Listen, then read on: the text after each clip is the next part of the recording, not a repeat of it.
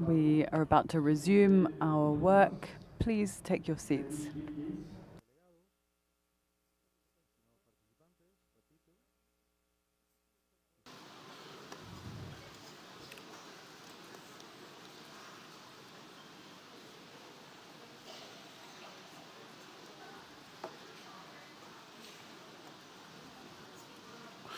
Distinguished delegates, please have a seat. We shall resume now. On va commencer. We shall begin.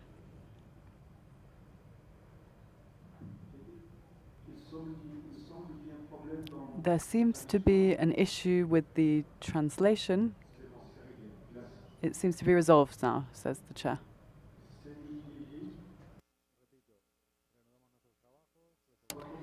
Please take your seats. We are about to begin.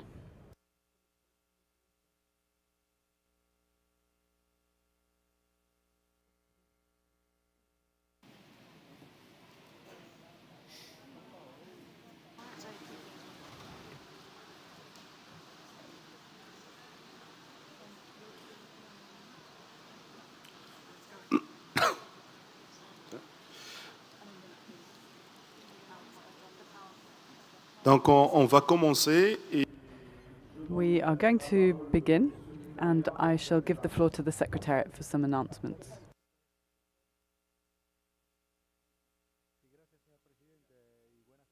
First of all, I'd like to give a small announcement about the meeting of regional representatives to discuss the position of COP-appointed councillors. You had planned to meet at 7 p.m, which will still happen, but the room has been changed to the terrestrial working group room that is on Onca Pintada. I will mention this again at the end of the session, but I'm just giving you a heads up to that. Now, you can see on the screens here that we have the few CRPs that are available to be discussed tomorrow morning. This is also online on our website, so you can see it there. The actual documents, our documents team is just uploading them as we speak. So if you don't see them right away in the in-session documents, you will see them very shortly. And then, Mr. Chair, I think we proceed with the CRPs to be discussed at this session. And I'd ask if it be shown on the screen, which it is. Thank you. Merci beaucoup. I thank you, Ms. Melanie. Distinguished delegates, dear participants, we are about to begin the examination of the CRPs. We shall begin by the first on the list on the screen, CRP 15, on the Samarkand Strategic Plan for Migratory Species 2024 to 2032. May I kindly remind you to be as brief as possible in your statements and to please read out any amendments you may have. Please read us a specific wording or text that can be introduced. Brazil has the floor. Thank you, Chair.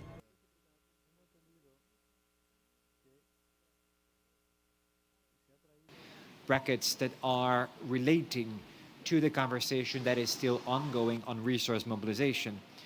I believe this committee would be better suited to take action on this CRP after the conversations on resource mobilization have been finalized, because in that regard we might be able to lift these brackets altogether. So perhaps it would be advisable to defer consideration of the CRP for the moment. Thank you. Merci beaucoup. Thank you, Brazil. Are there any other requests for the floor?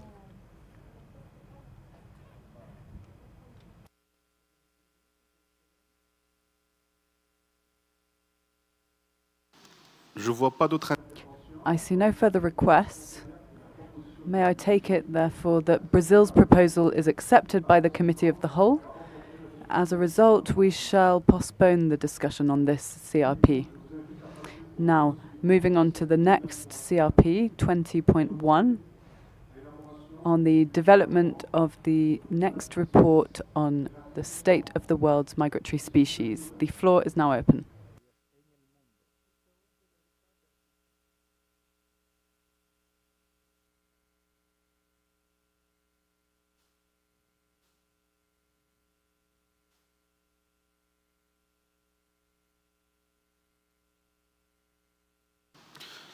Je vois pas de demande de parole.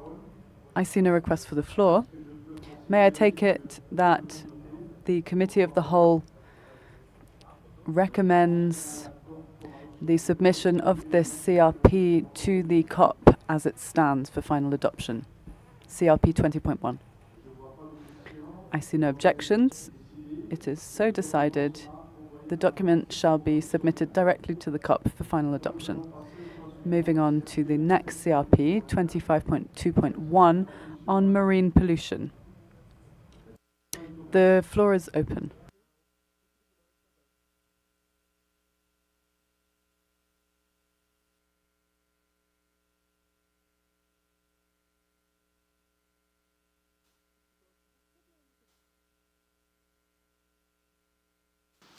Je vois pas de demande de parole. I see no request for the floor. I take it the Committee of the Whole agrees to submit this document as it stands to the COP for final adoption. I see no objections. It is so decided. Document CRP 25.2.1 will be submitted to the COP for final adoption. That is CRP 25.2.1. Now, moving on to CRP 25.2.2 on underwater noise. The floor is open.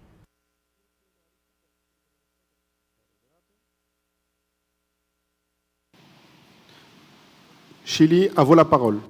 Chile has the floor. Thank you, Chair. Chile is grateful for this item of the agenda, which recognizing the growing importance of addressing the impact of underwater noise on migratory species. Our country has technical relevant expertise in this area, particularly under the International Maritime Organization. However, regarding the draft decisions contained in Annex 3, Chile refers to the paragraph 15BB, letter B, which proposes to assess the effectiveness of existing guidance regarding the impact of military sonar and other sound sources generated by military activities. Chile believes that this reference brings about legal and practical issues. In the international maritime area, guidelines are not applicable to military activities. Therefore, having a reference in these specific terms may generate ambiguity regarding regulatory relevant frameworks. This is why Chile cannot support the adoption of the draft decision as it is currently worded, in particular with the reference to military activities. Thank you, Chair. Thank you very much, Chile. Norway.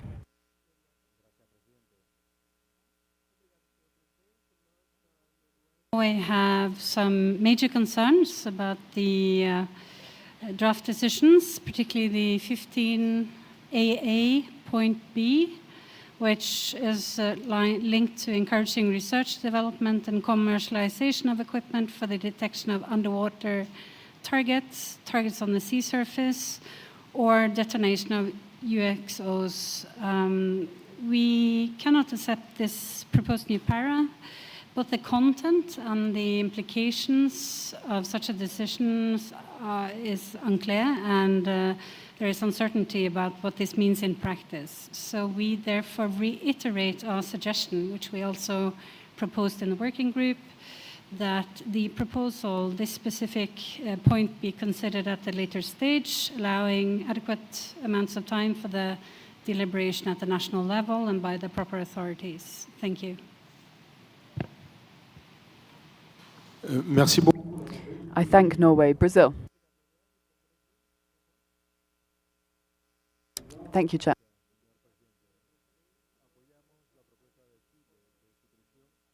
BB, and we also like to support Norway proposal of deleting para 15AAB. We did have some discussions in the working group, back and forth on this issue. Brazil has proposed a compromising text, but still is still creating some some discomfort here in the room, and we are okay with deleting this para as well. Thank you very much. Merci beaucoup. Thank you, Brazil. The European Union.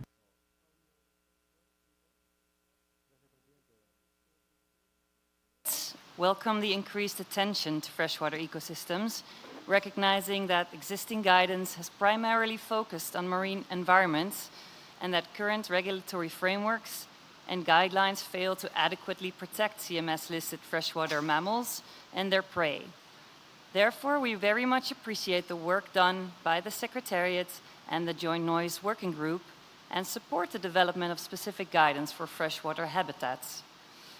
We do have some concerns about the heavy workload of the Joint Noise Working Group, and therefore we appreciate the proposal to first review the guidelines of the Government of Australia before assessing whether the peer review is necessary. In that regard, we also support the amendments to do the comprehensive review after that guidance is available to facilitate the work of the Joint Noise Working Group. With regards to the discussions just had and the interventions by Norway and Brazil, we do have a new suggestion for the text that we had initially introduced, which I will read out now. Encourage research and develop capacity to reduce impacts of the detection of underwater targets, targets on the sea surface, and detonation of UXOs on migratory species and their habitats. We thank the Aquatic Working Group and its chair and can support the document for the rest. Thank you. Merci beaucoup. Thank you, European Union. I do not know what other delegates think, in particular to what do Brazil and Chile think of this suggestion. Brazil.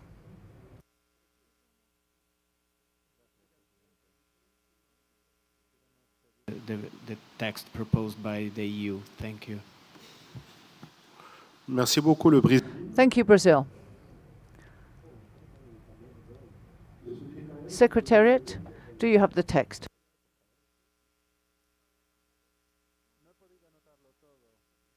Great. Oui, l'Union européenne. European Union, could you please reread your text suggestion?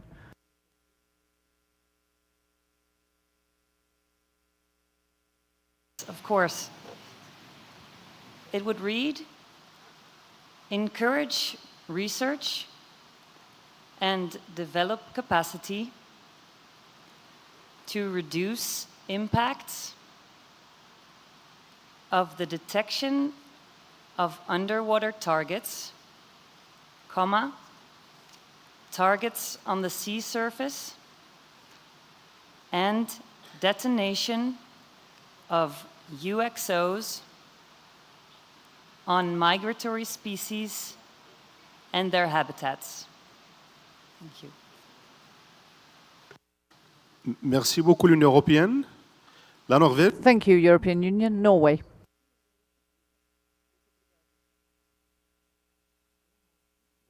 You for a reformulated paragraph. It's not very different, so it's quite easy for me to know now here that it will not be accepted at national level. We feel the geopolitical timing is perhaps a bit difficult. It's a sensitive issue, and we request again that we have the time to just look into this properly for a later occasion. Thank you. Merci beaucoup. Thank you very much, Norway. I see that delegates require time. There are some substantive discussions. Would the committee agree to delay the discussion on this? Brazil. Thank you, Chair.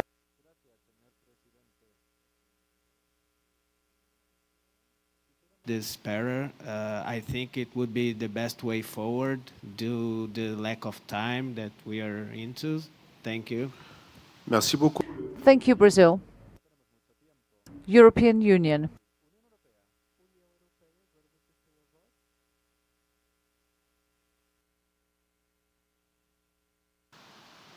Thank you, Chair. I'm sorry, but we will have to consult internally before I can answer that.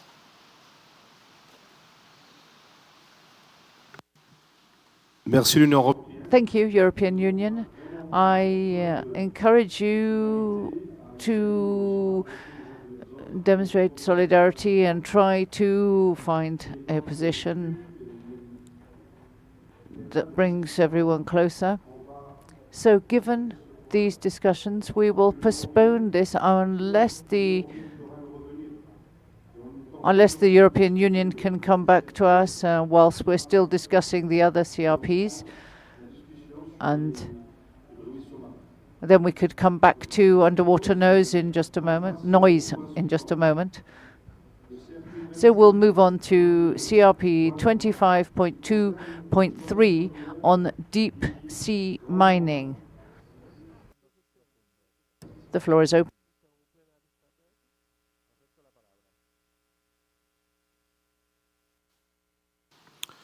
Le Chili. Chile. Thank you, Chair. Chile considers that deep sea mining is covered by the UN Convention on the Law of the Sea, which looks at the seabeds beyond the national territories, is part of the overall community land. So they have the responsibility for regulating, authorizing and managing activities in the area. As part of the convention, we participate actively in the work of the authority and we coordinate regional positions. Chile's position on deep sea mining is strategic and based on the precautionary principle, and we don't think activities should be undertaken unless there's sufficient scientific knowledge that will take into account the impact on the marine environment. We also think it's fundamental that any regulatory development maintains strict limits and robust restrictions.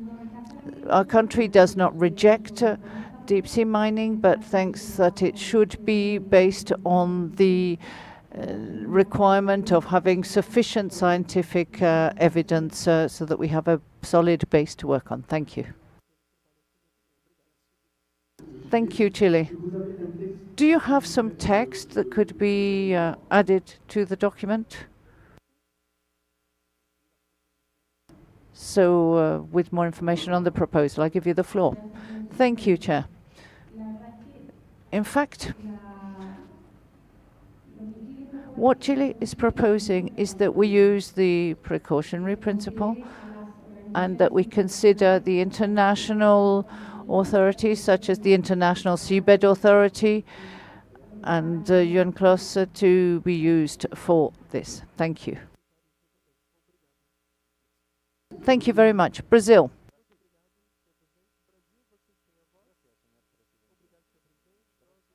Precautionary principle here.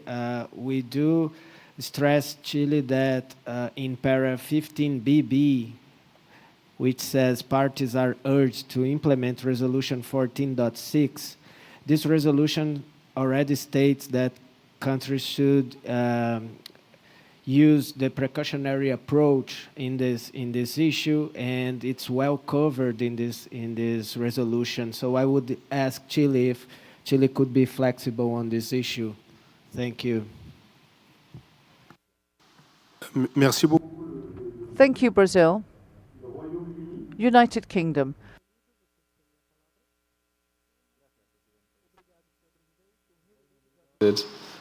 We certainly note the points from Chile, but we would echo our colleagues from Brazil. We feel that those concerns are already captured in Resolution 14.6, and that is reaffirmed within this document. And so hopefully, yes, as has been asked, Chile may be able to show some flexibility here, please. Merci beaucoup, le Royaume-Uni. Thank you, United Kingdom. Chile. On hearing the proposals and comments from colleagues, what do you think? Thank you, Chair. Yes, taking into account that in the text the word is there. I need to consult, but in principle we can show that flexibility. Thank you. So you agree with the document as it stands? Yes, thank you, Chair. The Netherlands.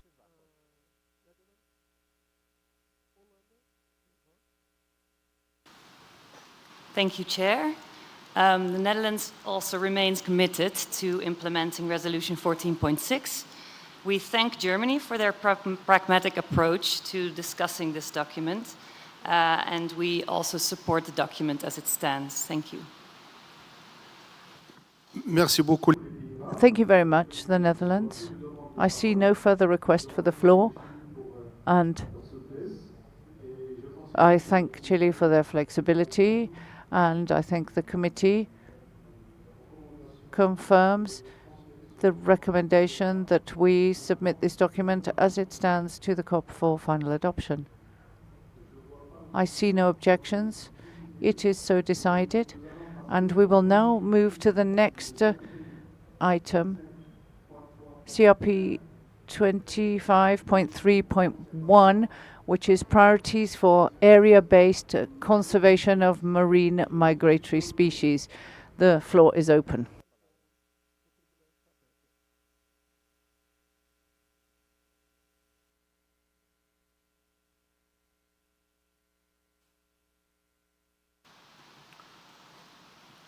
Le conseiller nommé par la COP. The COP appointed councillor, you have the floor.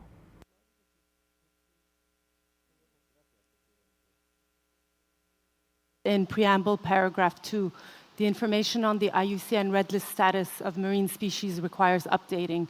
Would you allow me to read out the edits? Oui. Yes, please.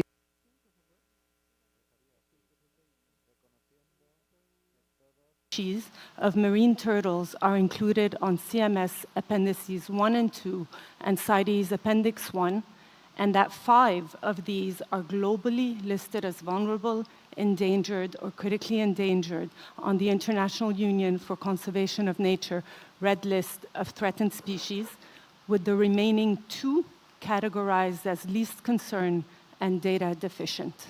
Thank you, Chair.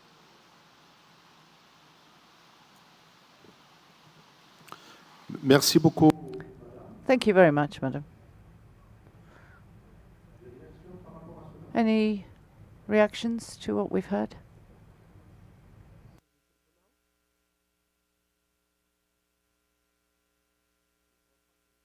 I do not see any request for the floor.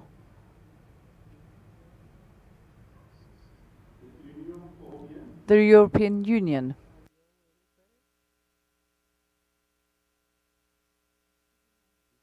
I seem to be a bit confused with the agenda. Can you please tell me which item we are now discussing? We are on CRP 25.3.1, priorities for area-based conservation of marine migratory species.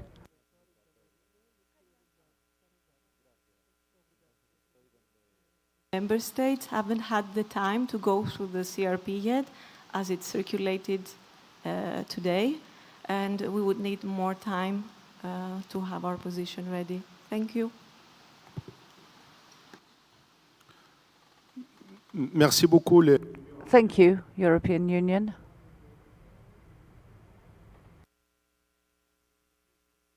So, I propose to the committee that we postpone discussion of this document. Is everyone in agreement?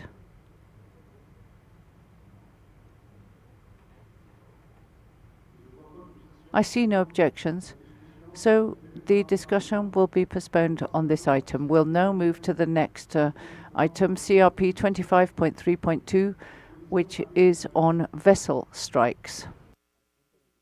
The floor is open. European Union.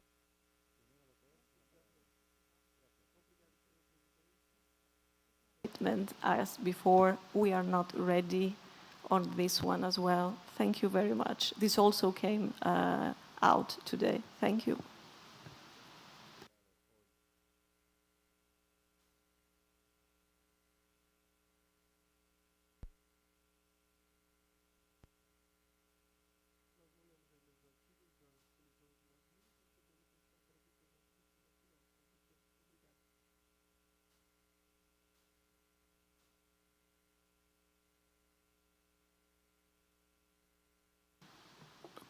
L'Union européenne. European Union. Would it be possible to make a bit of an effort on this? Because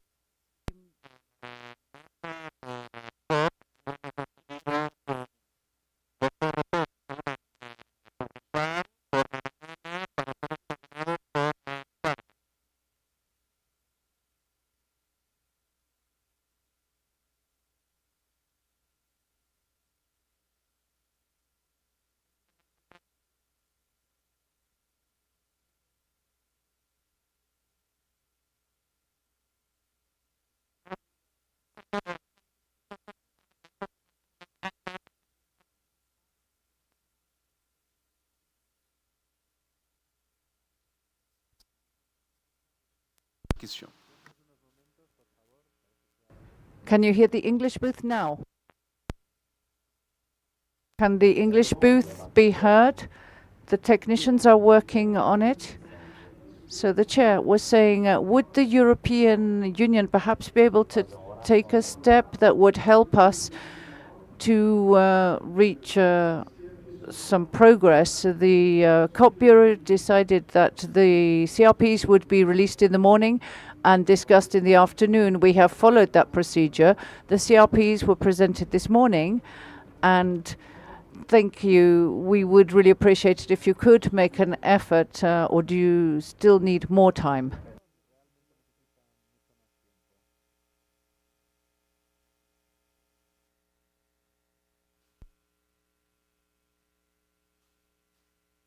S'il vous plaît, activez le micro de l'Union.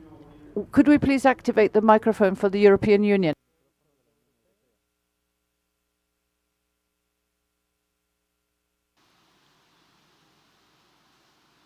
Prenez l'autre micro. Please take the next microphone, European Union.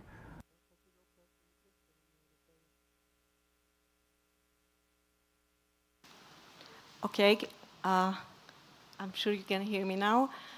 Thank you for your indulgence. We will do our best. As you know, we are a group of 27 countries, and sometimes some time is needed, but we will do our best and get back to you. Thank you. D'accord. Thank you, European Union. Does the committee agree that we postpone the discussion also on this item? I see no objections, so we are going to defer discussions of CRP 25.3.2 on vessel strikes. Now we will move to CRP 25.6.3, sharks and rays. And the floor is open.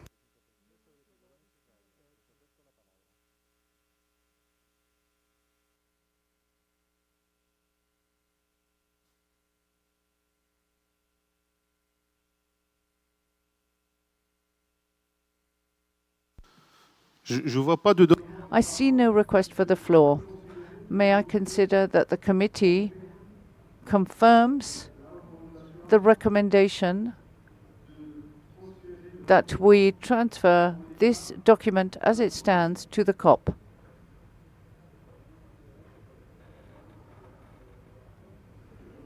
I do not see any objections. It is so decided.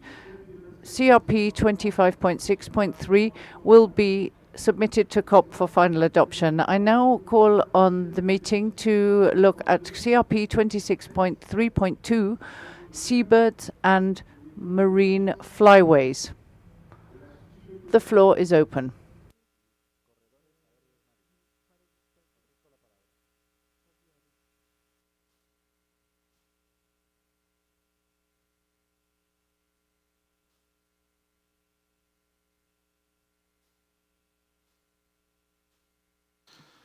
Je vois pas de demande de... I see no request for the floor.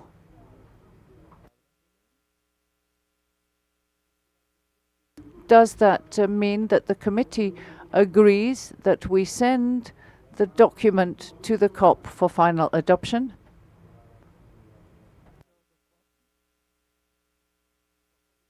I see no objections. So CRP 26.3.2, seabirds and marine flyways shall be submitted to the COP for final adoption. Now we shall move on to CRP 26.7, the Saker Falcon Global Action Plan. The floor is open.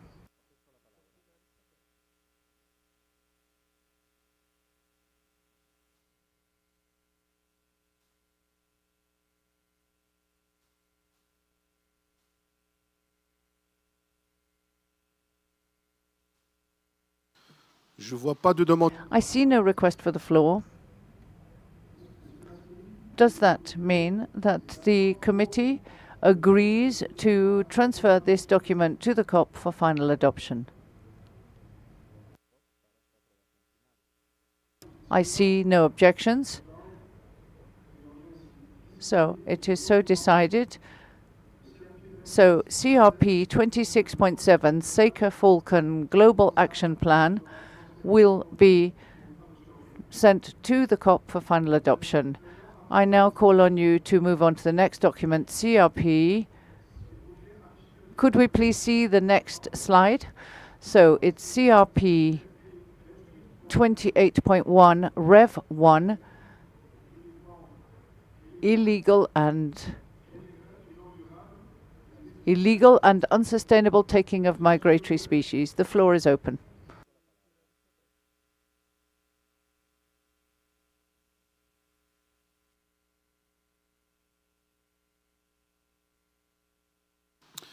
Je vois pas de demande. The European Union, you have the floor.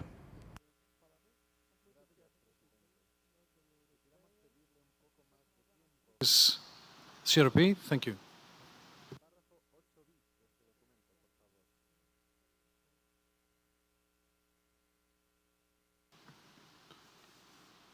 Merci. Thank you, European Union. Does the committee agree to postpone discussion of CRP 28.1?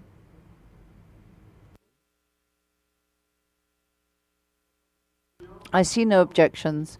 So this discussion will be postponed for 28.1, CRP 28.1, Rev 1. Now we'll move on to CRP 28.9, Cumulative Effects Assessment.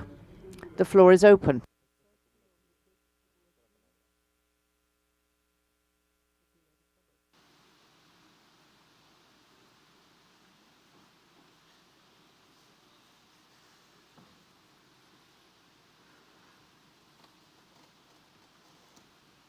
Je vois pas.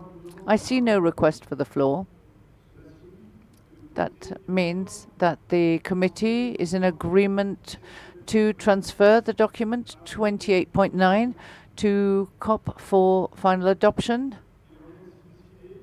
It is so decided, and now I call on the meeting to look at CRP 28.10 Rev 1 on infrastructure. The floor is open.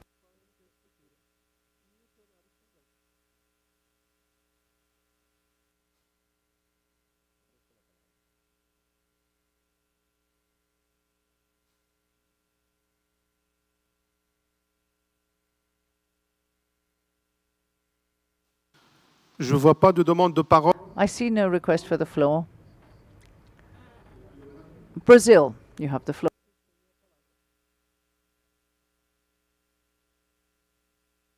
Time that this document was brought to the COW,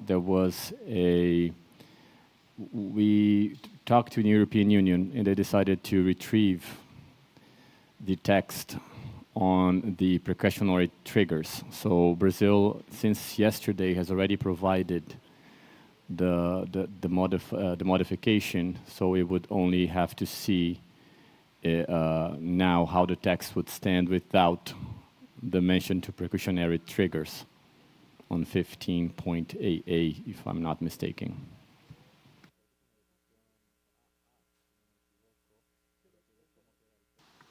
Merci beaucoup. Thank you, Brazil. European Union.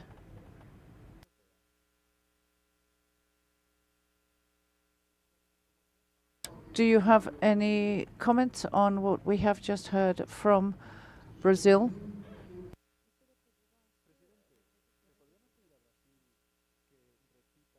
Brazil, would you please repeat what you said just now?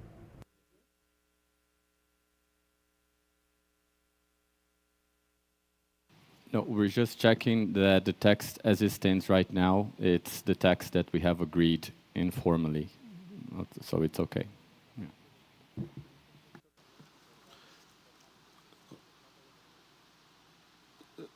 Donc, vous êtes d'accord, le Brésil? So, you agree, Brazil? Perfect. So, I see no further request for the floor. So, the document shall be sent to the COP for final adoption. I see no objections. It is so decided, so we will move on to CRP 2812 on climate change, and the floor is open.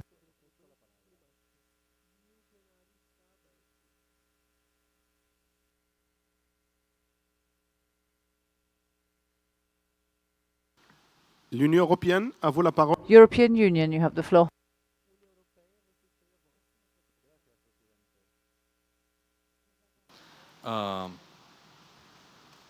The section on sustainable use and the section related to that on sustainable use, again, both chapters 5 on this CRP. The point is that, of course, we see the merit in the content, but then again, we cannot see the explicit relation to climate change. At least we believe it's not more related than other items, so we would please like to delete it or reconsider it for 28.4, which is more relevant, we believe, on communities and livelihoods. Thank you, Chair.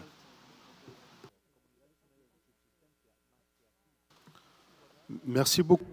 Thank you very much, European Union, United Kingdom.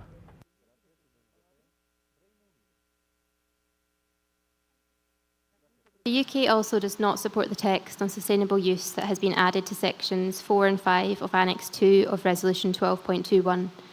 While we fully agree that any use of species should be sustainable, safe and legal, we do not feel that sustainable use is appropriate in the context of considering strategies to support migratory species range shifts. The decision support framework in this document looks at strategies that can be used to support species to shift their range in response to climate change. These strategies include the conservation or restoration of suitable habitat, translocation and adaptation measures, which could include adjusting management practices. Sustainable use might be relevant to consider in relation to some of these strategies, but it is not itself an overarching strategy that supports climate-induced range shifts.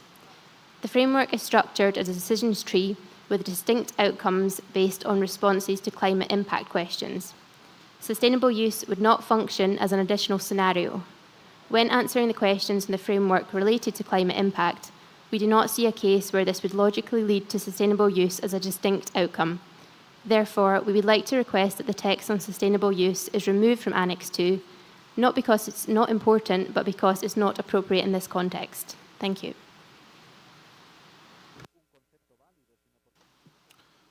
Merci beaucoup. I thank the United Kingdom. Any reactions on the proposal made by the European Union and also the United Kingdom's proposal?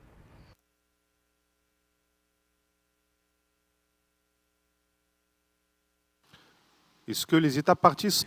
Are the state parties in agreement with what we have heard proposed by the European Union and the United Kingdom?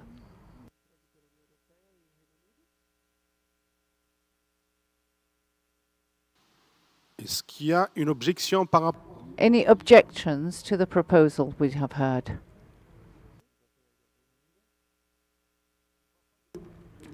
Brazil, you have the floor.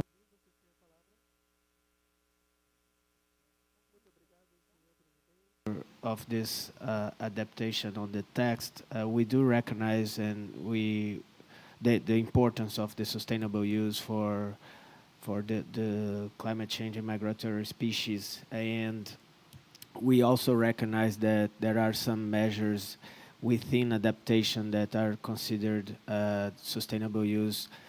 And in the spirit of compromise, Brazil is okay with deleting the sustainable use part of the strategies, and we are okay in moving on with the text. Thank you. Merci beaucoup. I thank Brazil for your flexibility.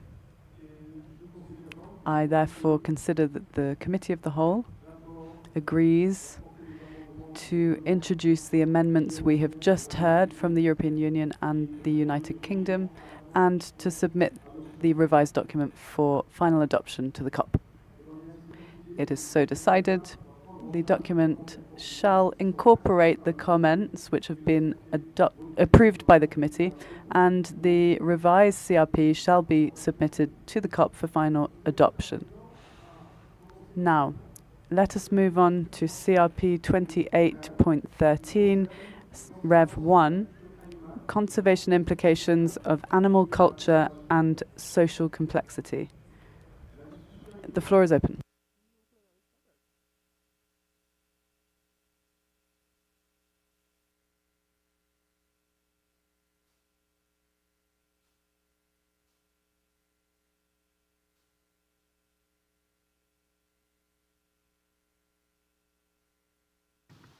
Je vois pas de I see no request for the floor. May I take it, therefore, that the committee agrees to submit the document as it stands to the COP for final adoption?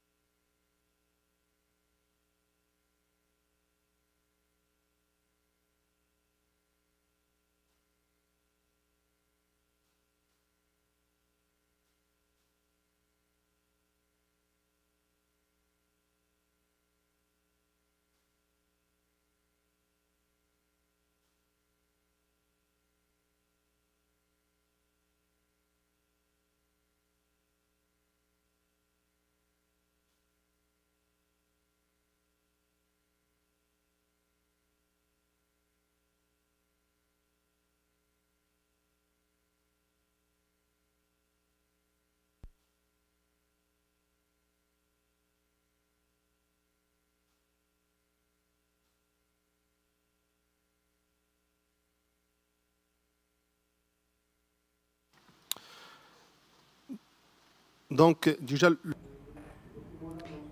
So, this document shall be submitted to the COP as agreed, CRP 28.13 Rev 1.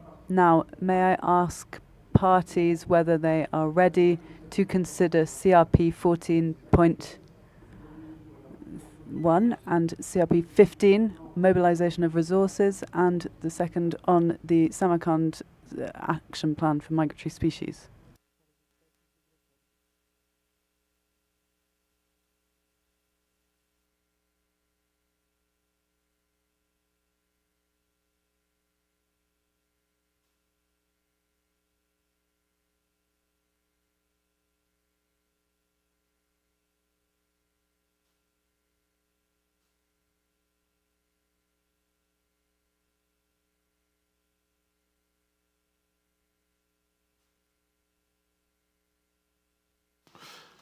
est-ce que vous êtes prêts? Are you ready?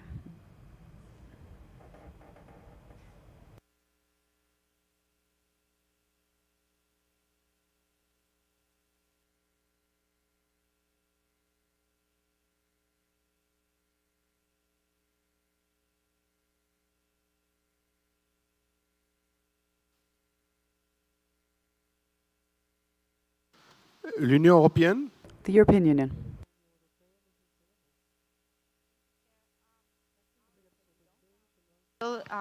In deliberation and in negotiations, bilateral negotiations. So if you could give us a little bit more time on 14.3, we can proceed with the next CRP and get back to you. Thank you.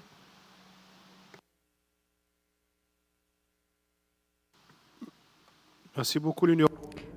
I thank the European Union. I understand you are not ready to consider the document on underwater noise or vessel strikes either. Is that correct, or are you ready? You are not ready. Very well. May I please kindly urge you to make an effort to ensure that we can consider these as soon as possible. Now, distinguished delegates, dear colleagues, this brings us to the end of the list of documents which were available and which parties were ready to consider.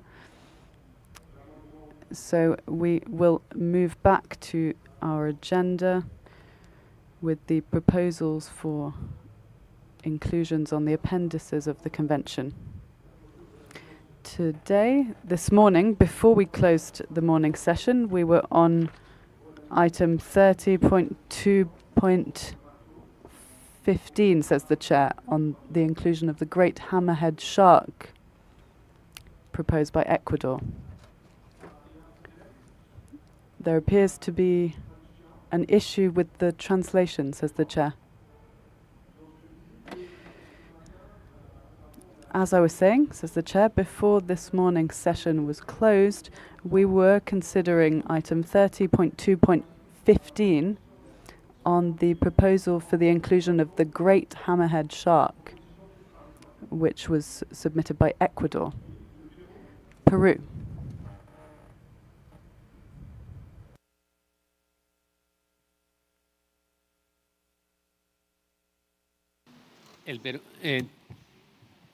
Señor Presidente.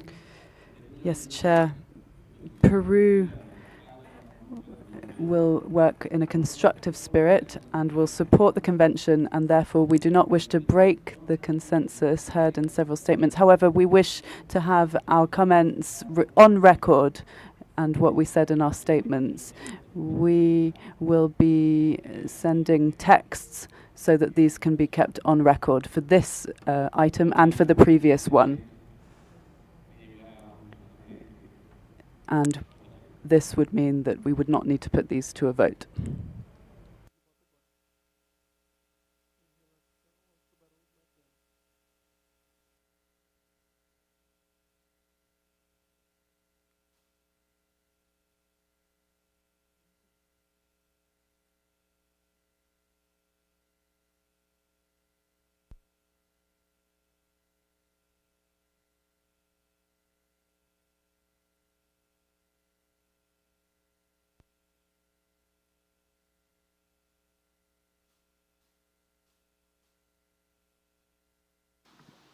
Donc, je m'excuse, j'ai fait une I apologize, says the chair. I mixed up the two items. We're still on 30.2.14. We are currently on the scalloped hammerhead shark. I thank Peru for your flexibility. Peru? Yes, very well, thank you. Ecuador. Thank you, Chair. Ecuador simply wishes to thank Peru for their flexibility. I thank Ecuador. I believe this deserves a round of applause.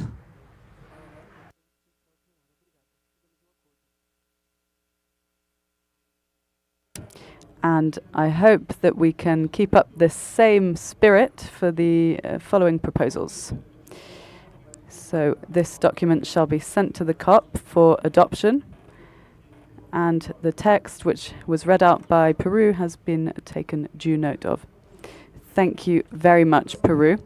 Let us move on to the next item then, 30.2.15, on the proposal for the inclusion of the great hammerhead shark, and I invite Ecuador to introduce the relevant document.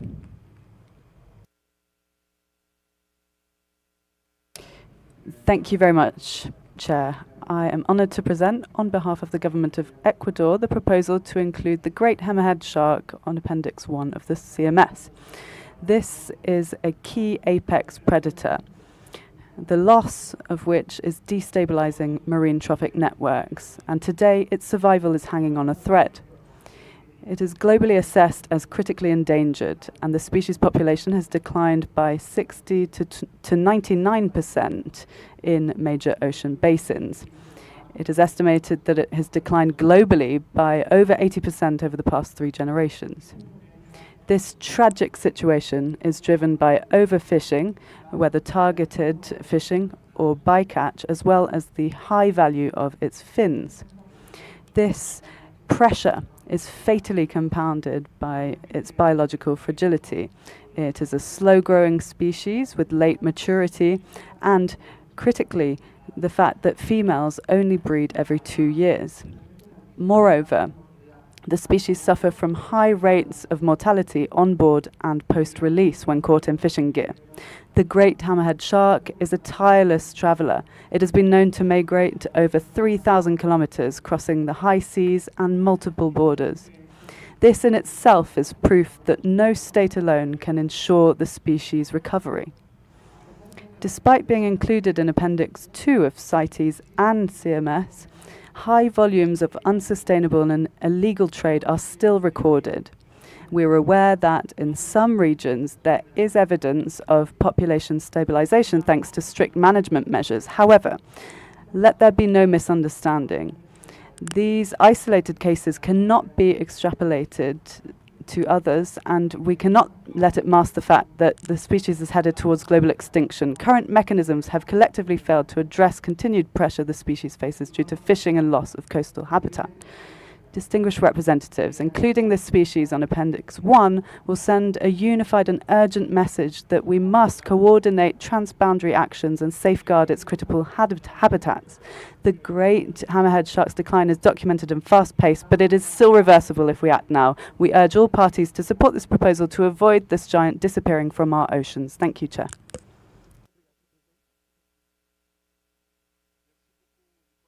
I thank Ecuador. The discussion is now open. Peru has the floor.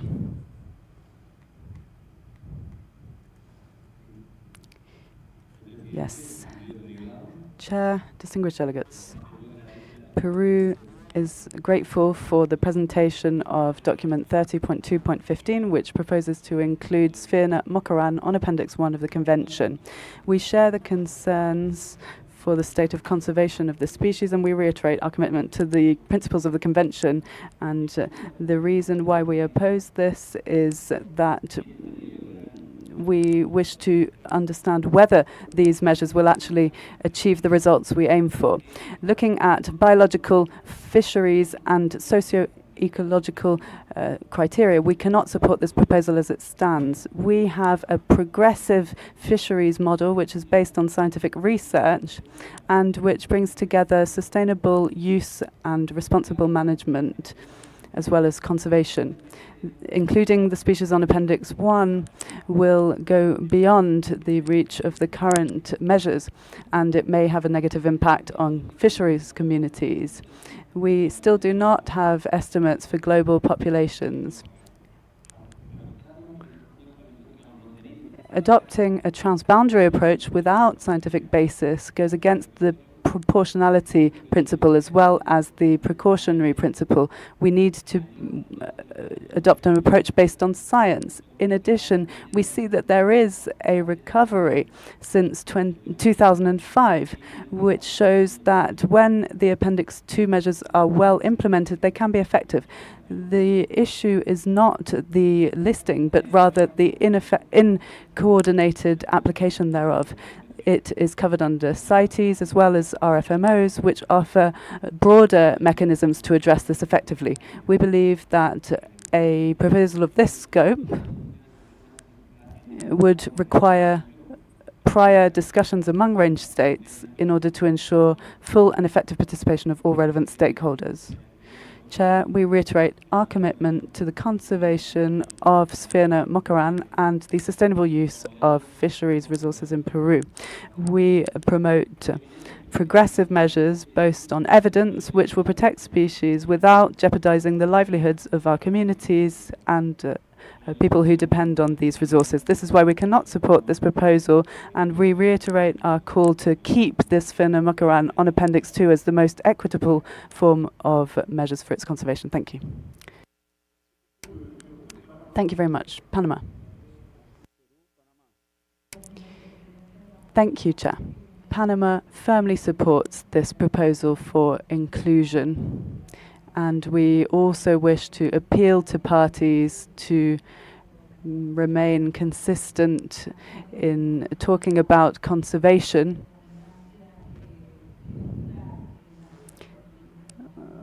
whilst preventing the uplisting of species even when there is clear evidence of their decline at a global level. Thank you.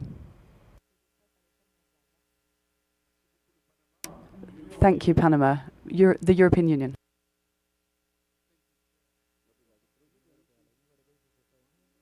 Proposal submitted by the government of Ecuador to include the great hammerhead shark on Appendix 1 of the Convention, and we fully support it. Merci beaucoup, l'Union européenne. Thank you, European Union. Brazil.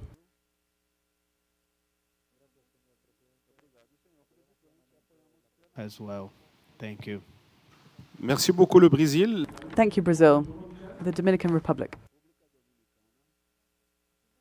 Thank you, Chair. The Dominican Republic supports this proposal submitted by Ecuador in accordance with our environmental policies. Thank you to the Dominican Republic. Senegal. Chair, Senegal supports this proposal. Thank you very much, Senegal. Monaco. Thank you, Chair. Monaco also supports this proposal. Thank you, Monaco. Norway.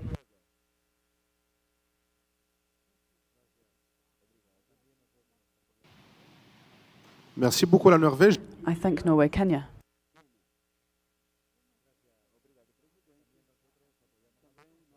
That it is an important decision and necessary action to ensure that these species continue to play their vital role in the world ocean ecosystems. Kenya calls upon all parties to adopt the proposal. Thank you, Chair. Merci beaucoup. I thank Kenya. Liberia.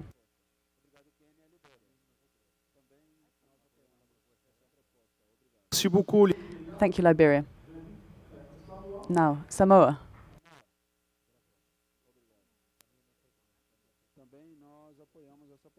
Thank you, Samoa. Fiji.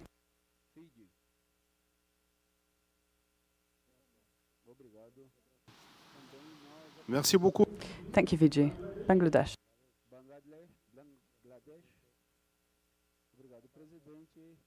And white. Thank you. Merci beaucoup. Thank you very much, Bangladesh. I have one last speaker on my list. Beria Jubarte, you have the floor. Thank you very much, Chair. Chair, we are well aware that this species is eligible for Appendix 1 listing under our convention. But in addition, we believe that it is emblematic of the preambular paragraph of the CMS Convention, recognizing the increasing value of migratory species from a scientific, ecological, recreational, cultural, educational, socio and economic perspective. The great hammerhead shark and other such species are key when it comes to non-extractive use through ecotourism and recreational diving, generating incomes for many coastal communities in developing countries. Sharks are much more than a fish resource. There are also a wildlife which brings great value beyond fisheries. This is why we support the proposal for the inclusion of the great hammerhead shark on behalf of the Institute for the Preservation of Wildlife, Divers for Sharks, as well as the Bahia de Ilha Grande Shark Project. We welcome this proposal and we congratulate the proponents. Thank you.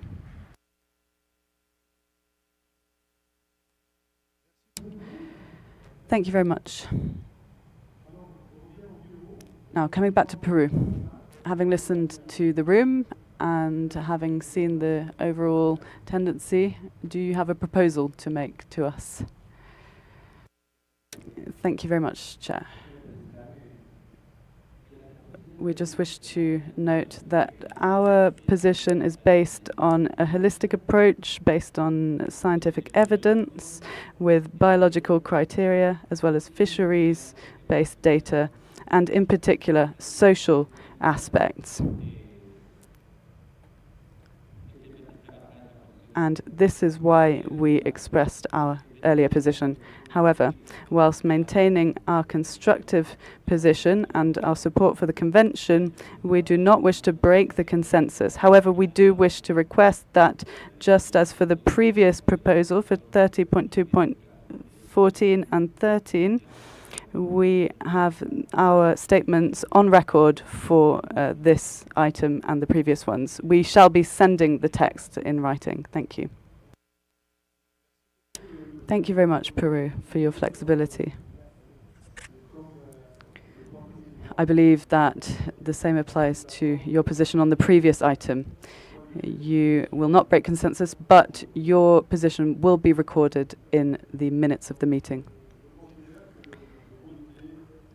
May I take it that the committee agrees to submit this proposal to the COP for adoption, with the position of Peru taken in due consideration?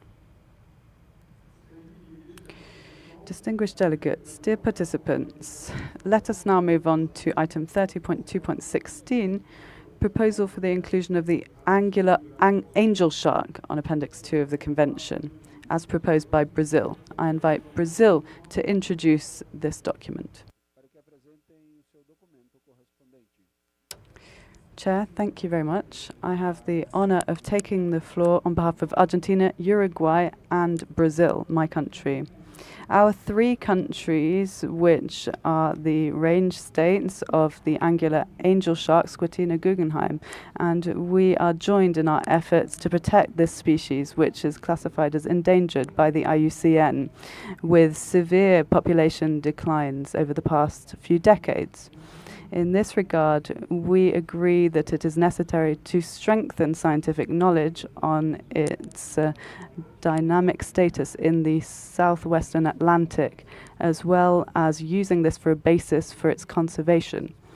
Within this vein, and on the basis of a long history of environmental cooperation, our countries will continue to work together on tangible plans for action, with a GEF plan approved in 2025 to strengthen transboundary cooperation for the sustainable management of marine biodiversity in the major ecosystems of our region.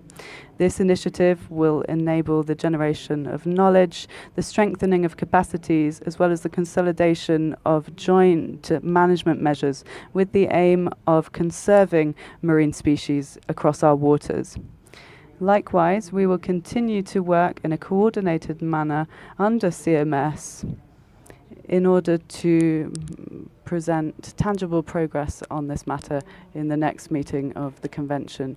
We're convinced that this trinational cooperation will contribute to improving the population status and sustainable management of this vulnerable shark. Our delegations are also working to strengthen, as has been mentioned, the proposal of the Gastello-Mustelos Schmiti in Appendix 2. Within this context, Chair, and on the basis of our trust, we have decided to remove the proposal for the inclusion of the angel shark on Appendix 2. Thank you. Thank you, Brazil. I understand that you wish to withdraw this proposal. Thank you very much for your flexibility and your willingness to cooperate. Let us move on to the next proposal, and we note that 30.2.16 is withdrawn.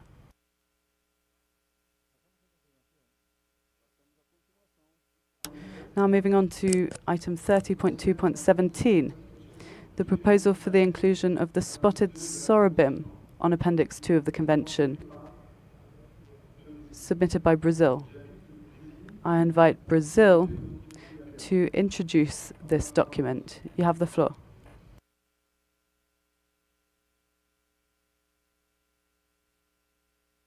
Thank you very much, Mr. Chair.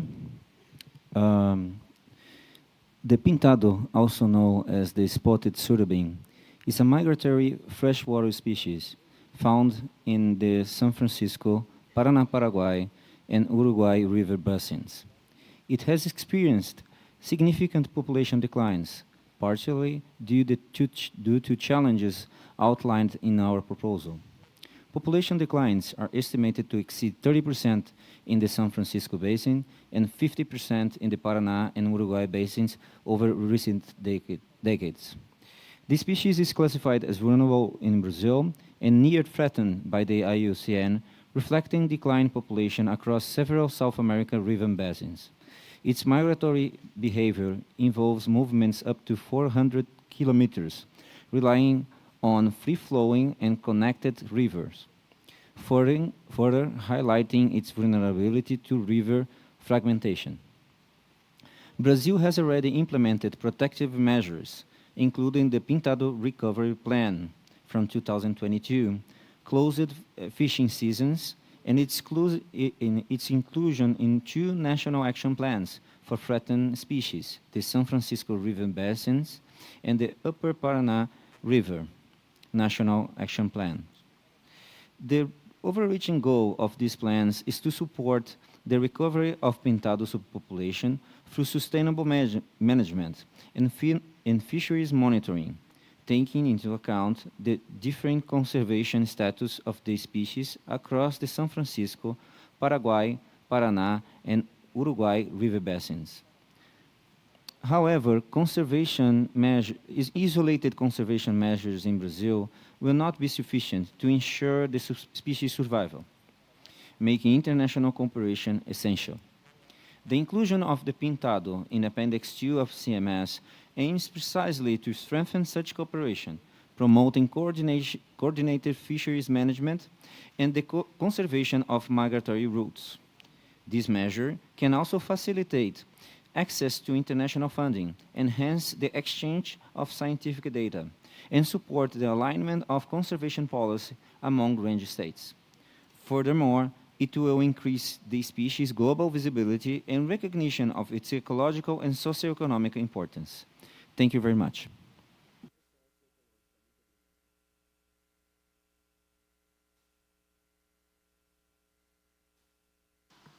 Merci beaucoup. I thank Brazil.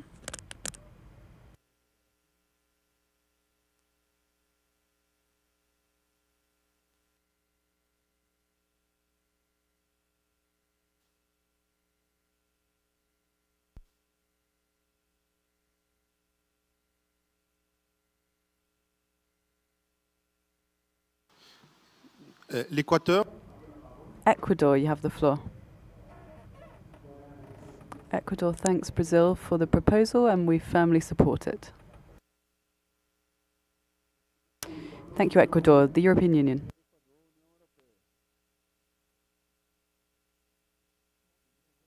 States take note of the proposal submitted by Brazil to include the spotted sorghum in Appendix 2 of the Convention.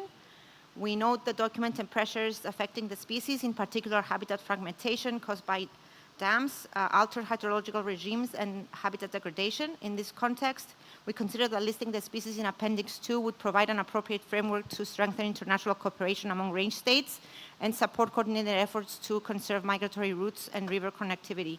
Therefore, the EU and its member states support the proposal. Thank you. Merci beaucoup. Thank you to the European Union. Peru.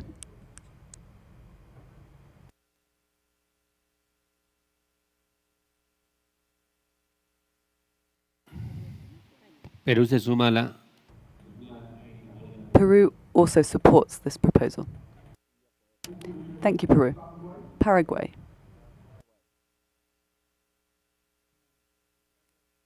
Thank you, Chair. This is an important species for my country, with the Paraguay River, as well as the broad basin that they cover. This is why we consider that it is necessary to ensure the protection of this species. We support the proposal and we thank Brazil for submitting this proposal. Thank you. Thank you, Paraguay. Uruguay. Thank you, Chair. Uruguay, as a range state of the spotted sorghum, which is an important species for us, we wish to support its conservation and we support this proposal. Thank you. Thank you, Uruguay. Senegal. Thank you very much, Chair.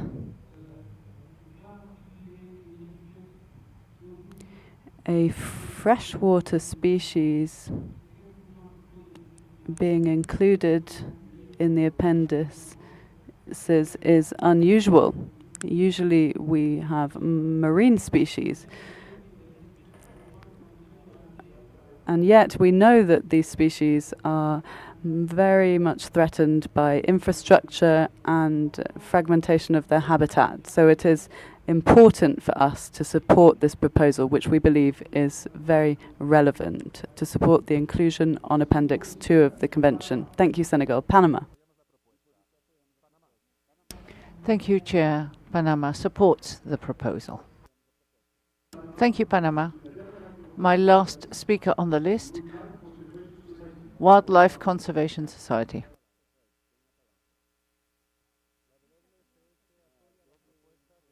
Appendix 2. This long-distance migratory freshwater catfish is distributed across 2 large river basins and is found in Argentina, Bolivia, Brazil, Paraguay, and Uruguay. Its inclusion on Appendix 2 will help facilitate assessments of other species, and we highlight its conservation status in Brazil, where it is assessed as vulnerable, and the existence of a national recovery plan. We note that actions to recover this species in Brazil and other range states will be enhanced through regional dialogue among the countries in its distribution area to ensure its conservation on a large scale. On behalf of WCS globally and our teams here in South America, thank you for your support for this and for all the actions at this COP on freshwater migratory fish. Thank you. Merci. Thank you, Wildlife Conservation Society. Distinguished delegates, participants. So the overall trend is to support this proposal. So I propose that the committee recommend the transfer of this proposal for final adoption at the COP plenary. I see no objections. It is so decided. Now, I suggest we come back to the item on the Bucaradia for the removal of the Bucaradia from Appendix 1 of the Convention. Uzbekistan.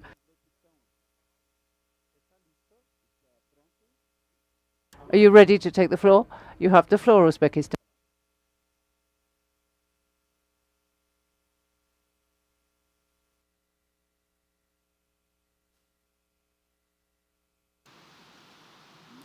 Thank you, Mr. Chair.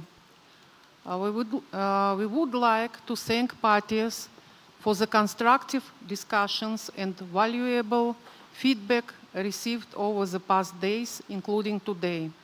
We hear and appreciate the comments made, and we will take them fully into account as we continue to work on this matter.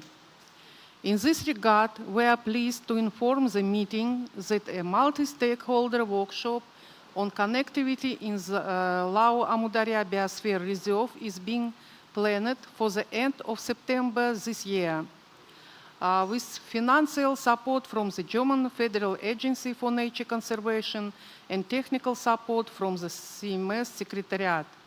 The workshop will bring together experts, government representatives, civil society, local communities, and other stakeholders, and will include a field visit to the Badai Tugai area where habitat degradation is occurring.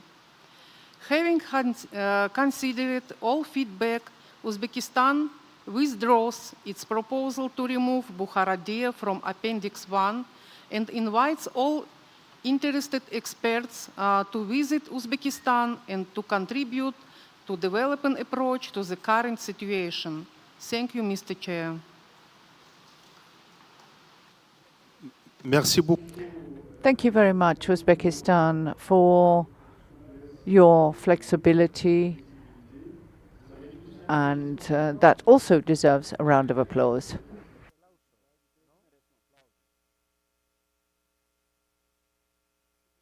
Thank you very much. I now give the floor to the European Union.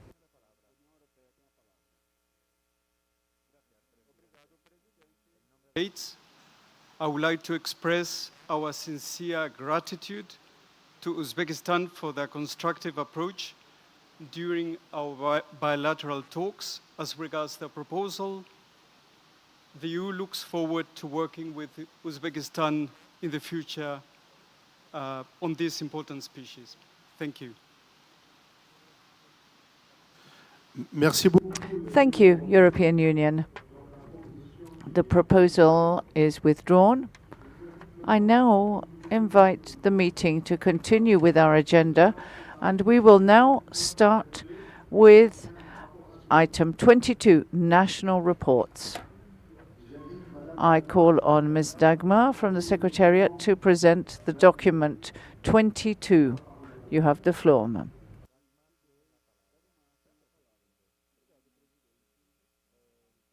Secretariat.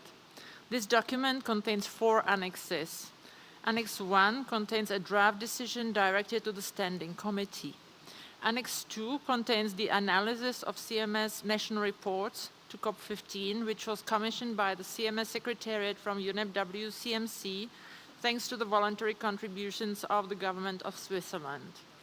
Annex 3 contains a summary of decisions by COP14 on information to be reported by parties through national reports, and Annex 4 contains a summary of provisions contained in resolutions requesting parties to report through CMS national reports. There is one related information document, COP15 in 22, which contains recommendations for revising the CMS national report template, including a proposal for consideration. The Conference of Parties is recommended to adopt the draft decision contained in Annex 1 of this document, note the analysis of national reports contained in Annex 2 to this document, and delete decisions from COP14. Before I hand over to, or the chair hands over to UNEP WCMC to present the findings of the national reports analysis, let me mention a few words about the development of the revised template for national reports to be used for the next reporting cycle ahead of COP16. Such revision has been requested by COP14 with the view to align the new reporting template with the Samarkand Strategic Plan for Migratory Species 2024 until 32. The steps made so far towards development of the revised template are described in paragraphs 14 to 17 of the document. Let me also draw your attention to the information document in 22, prepared for the Secretariat by UNEP WCMC. The document contains recommendations for revising the national report template, as well as a draft template and the summary of preliminary consultations with the members of the Intersessional Working Group on the Samarkand Strategic Plan. It is proposed that a working group is established by the Standing Committee 58 after the COP to to further contribute to the development of a revised national reports template by the Secretariat, which the Secretariat plans to finalize in the months after the COP, so that it can be presented for consideration and adoption by the 59th meeting of the Standing Committee.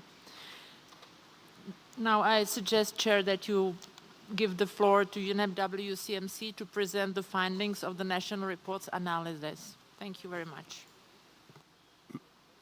Merci beaucoup. Thank you very much, Secretariat.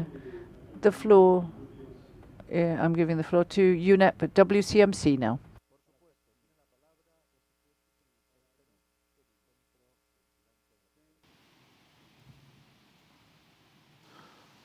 Le PNUE. UNEP WCMC.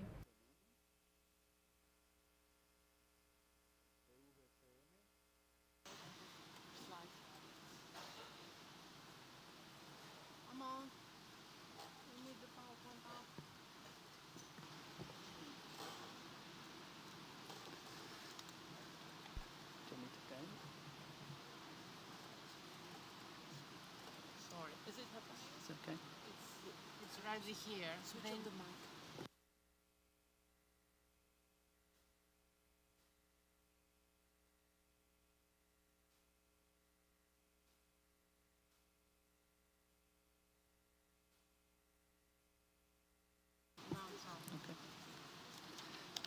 Thank you very much for the opportunity to present a brief overview of our analysis to the CMS national reports to COP15.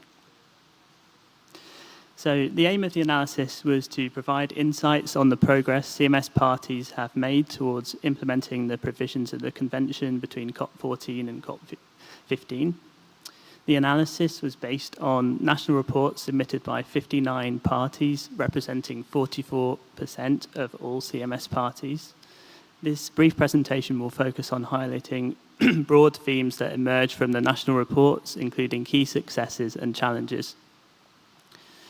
Successful aspects of implementation that were most commonly reported by parties included measures to protect and manage and restore habitats, conservation actions focused on particular species, such as assessments, action plans, and reintroductions, work to develop new strategies or policies focused on tackling the issues facing broad groups of migratory species, and international and regional cooperation. The national reports also provide insights on the pressures that are adversely affecting CMS-listed species. As in previous reporting cycles, the two most widely reported threat categories were climate change and illegal hunting. Climate change-related impacts, including drought, heat waves, and increased fire incidents, emerge as a particular concern, as well as an amplifier of other pressures such as habitat loss and degradation. Parties also highlighted the emerging impacts of H5N1, highly pathogenic avian influenza, on migratory species populations. The analysis also highlighted some important areas where the implementation of the convention could be strengthened, including the need to fully prohibit the taking of all Appendix 1 species across all parties. In addition, relatively few parties reported updates to their domestic legislation or other measures to address obstacles to migration. Many parties also continue to face, as we know, significant financial and technical capacity constraints, with over 2/3 of parties requesting support with knowledge exchange. In summary, the picture emerging from the most recent set of national reports highlights progress and achievements in some key implementation areas. However, this continues to be offset by the impacts of pervasive anthropogenic pressures on migratory species. The findings also underscore the need for intensified action to combat these threats, as well as the need to enhance parties' capacity in some key areas. Thank you very much for your attention. Merci beaucoup. Le PNUE pour... Thank you very much, UNEP, for that presentation. The floor is open, and I now give the floor to Brazil.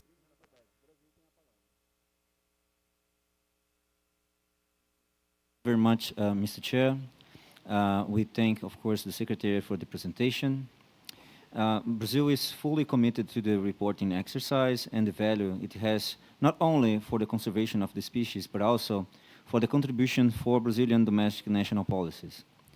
This is precisely why we support, as much as possible, the simplification and the streamlining of the reporting framework, noting that the report obligation should, as far as possible, be consolidated within the national report in order to avoid duplication, administrative burden, and the proliferation of parallel requests through notifications. Thus, we advocate that the information currently required under specific resolutions and decisions, including that contained in Annex 3 and 4 of the document, be incorporated into the national report template. We thus propose the following text in the end of the decision 15AA. So, after amendment, we quote, comma, and to ensure that any information requested under existing resolution is appropriately integrated and consolidated within the national reports template in order to avoid duplication of reporting requirements, and that the future reporting requests are, as far as possible, addressed through the national report mechanism. Thank you very much. Merci beaucoup. Thank you, Brazil. Do we have any further requests for the floor?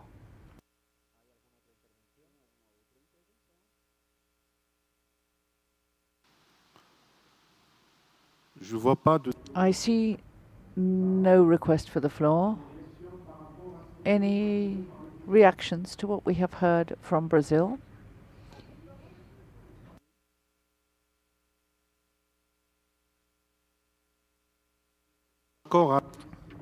Is the meeting in agreement with what Brazil proposed? Any objections to Brazil's proposal? I do not see any request for the floor. I see no objections. So I take it that the committee is in agreement with introducing the amendments proposed by Brazil.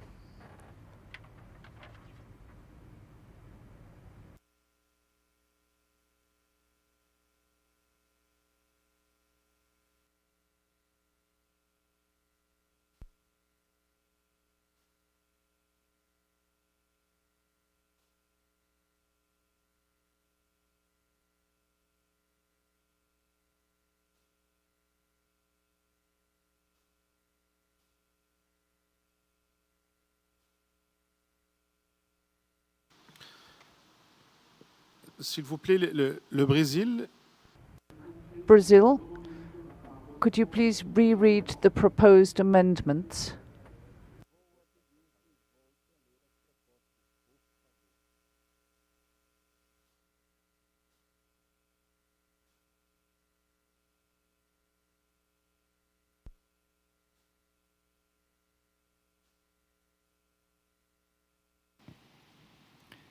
Sure. So the amendment would be in the end of paragraph of the decision 15AA. So after the word amendment, we introduce the following text, quote, comma, and to ensure that any information requested under existing resolutions is appropriately integrated and consolidated within the national reports template in order to avoid duplication of reporting requirements, comma, and that the future report requests are, comma, as far as possible, comma, addressed through the national reports mechanism, full stop. You get that? I can repeat it again if needed. Merci beaucoup, le Brésil. Thank you, Brazil. The Secretariat, is everything clear? Is it also clear for state parties?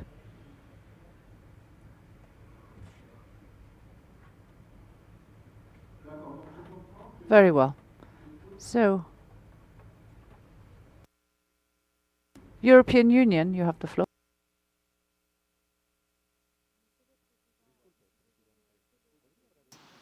What was added?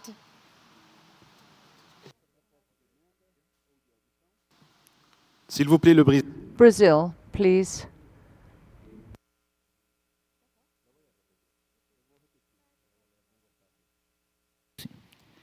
So the text we're introducing is in the decision 15AA, in the end of the paragraph, after the word amendment.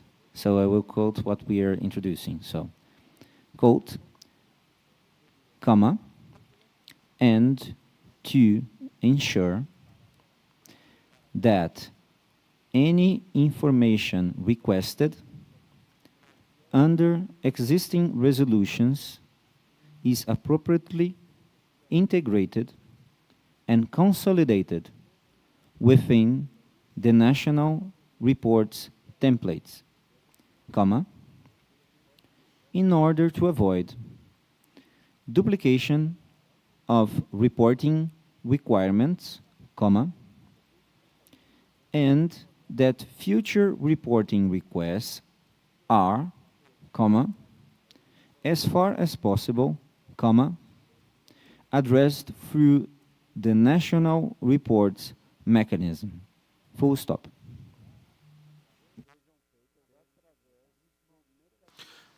Merci beaucoup. Thank you, Brazil. European Union, is that okay? So, I consider that the committee agrees that we introduce these amendments and we send the document directly to the plenary.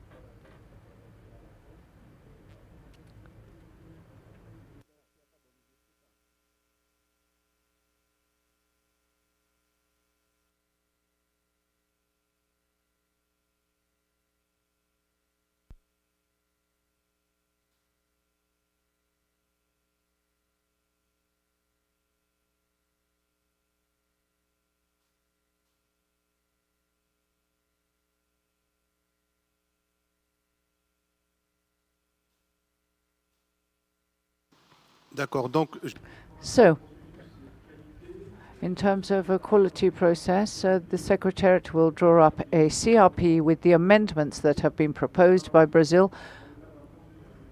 And in the interest of qualities, we will review the CRP before it is sent to COP for final adoption. Brazil, you have the floor.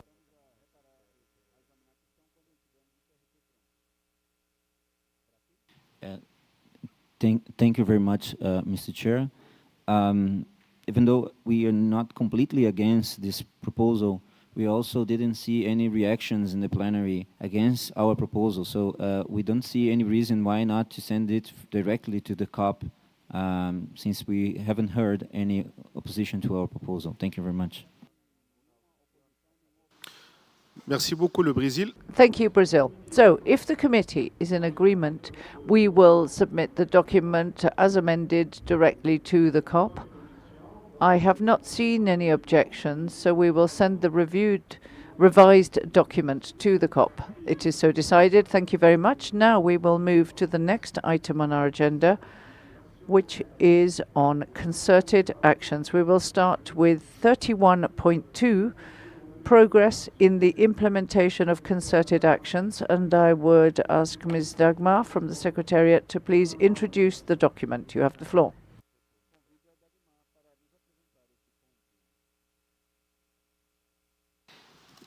Thank you very much, Mr. Chair. Let me introduce document 31.1, Ref 1 on concerted actions. This document was prepared by the Scientific Council based on the input from the Intersessional Working Group,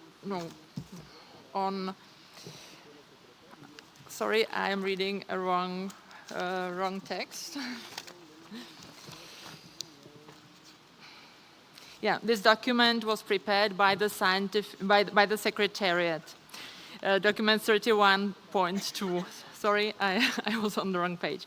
The document contains one annex with a table of concerted actions approved at COP14.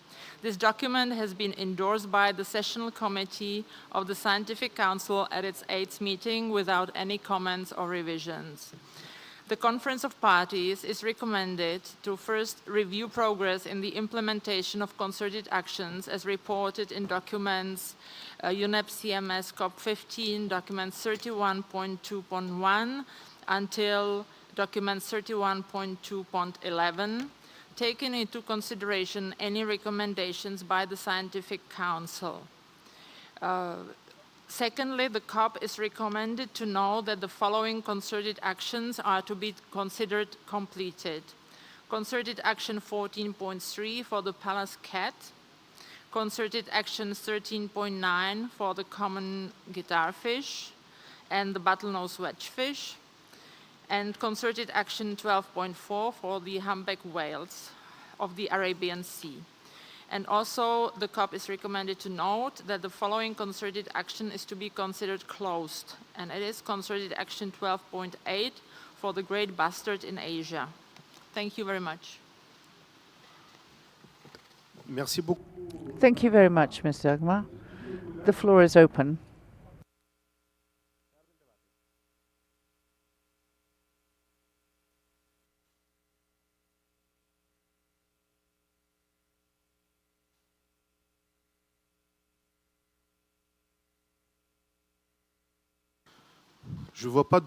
I do not see any request for the floor, since it is a matter of noting the report. So with your indulgence, I propose that we move on with our agenda and we go to the next item, 31.2.1, the report on the implementation of the concerted action for chimpanzee behavioral diversity and cultures.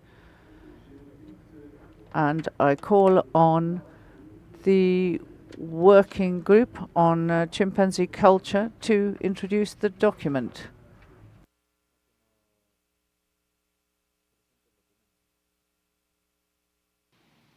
Thank you, Chair. Distinguished delegates, under the agenda item 31.2.1, the IUCN Species Survival Commission's Primate Specialist Group's Working Group on Chimpanzee Cultures wishes to introduce the document 31.2.1, Report on the Implementation of the Concerted Action for Chimpanzee Behavioral Diversity and Cultures. This document was submitted by the CMS Expert Working Group on Animal Culture and Social Complexity and the IUCN Species Survival Commission's Primate Specialist Group's Section on Great Apes Working Group for Chimpanzee Cultures. The discussion on the document has taken place in the Terrestrial Working Group. The document contains 0 annexes. The document has an addendum where the Scientific Council's comments and recommendations to the COP are provided. The report highlights that the Working Group on Chimpanzee Cultures has made substantial progress with all activities foreseen in the concerted action.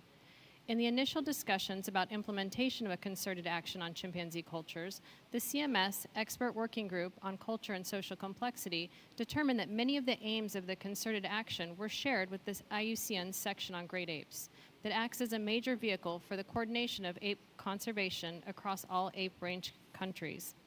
Therefore, activities of the concerted action were integrated into subspecies-wide conservation initiatives, largely through the conduit of the IUCN Regional Action Plan for the Conservation of Western Chimpanzees for activities to be implemented from 2020 to 2030. The document also outlines the activities carried out by the IUCN Working Group on Chimpanzee Cultures, specializing in chimpanzee conservation and the study of chimpanzee cultural behavior. First, we assembled a steering committee for the implementation of the concerted action. This group includes experts from a number of range states that will enable us to expand our innovative and collaborative approaches to assessing and preserving chimpanzee behavioral diversity and culture across equatorial Africa. Second, we developed proposals to conduct biodiversity research to both identify and rectify persistent data gaps, and to input this information into a clearinghouse to expedite the aggregation of these data for meaningful outputs. Third, we also made advancements in the integration of metrics of chimpanzee culture into biomonitoring frameworks, which are outlined in publications by the IUCN Working Group on Chimpanzee Cultures. The document also provides recommended inclusions for a renewed concerted action. Thank you very much.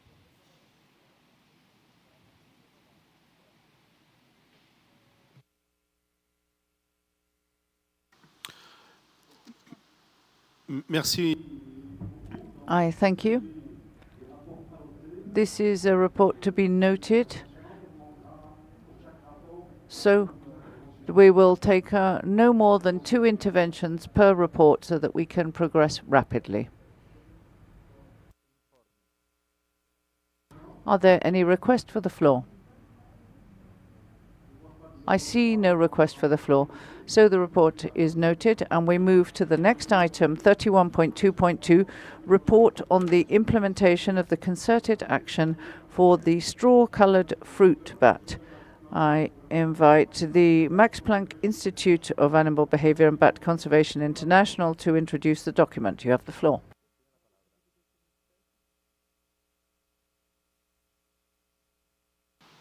L'Ouganda a vous la parole. Uganda, you have the floor.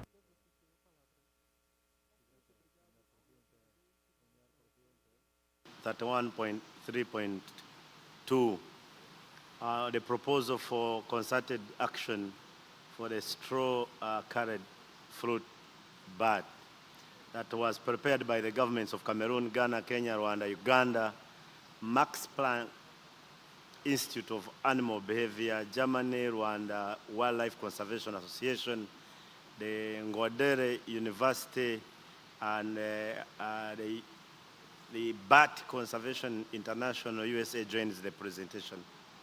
This document indicates factors that cause unfavorable conservation status of the species and proposes key interventions including strengthened collaboration among range states and partners, development of action plans by range states, studies on migration patterns across range. It contains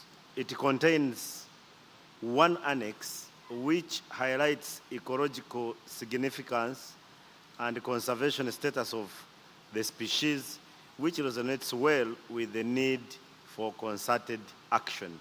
The document was reviewed by the Scientific Council and it recommends approval by the COP without any revision.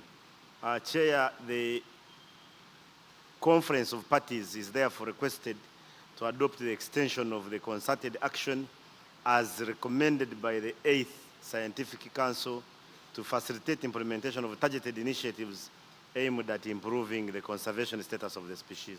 I thank you, Chair. Merci beaucoup. I thank Uganda. Are there any requests for the floor? Ethiopia.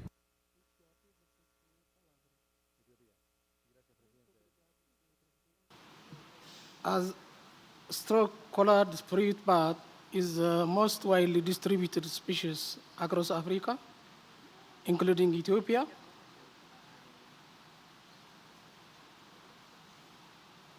Even though the straw-colored fruit bat and other species of bats provide enormous ecological and economic benefits, they are increasingly being perceived as disease risk wild animals. And this perception is complicating their conservation. Thus, Ethiopia sincerely thanks Uganda, Max Planck Institute of Animal Behavior, the Bat Conservation International, and other partners mentioned by Uganda for taking the initiative to develop the concerted action and for submitting a brief report on implementation of the concerted action for the species in question. However, Ethiopia would like to be transparent about its expectation that the report could have been presented in more informative way. Even though the planned activities are still being carried out, Ethiopia feels that the level of implementation of some actions may have been reported under the progress in activities section. Thank you, Chair.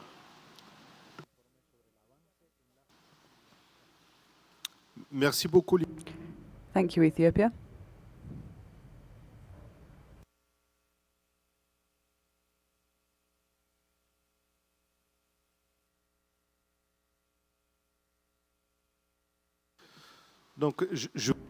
I see no further requests for the floor.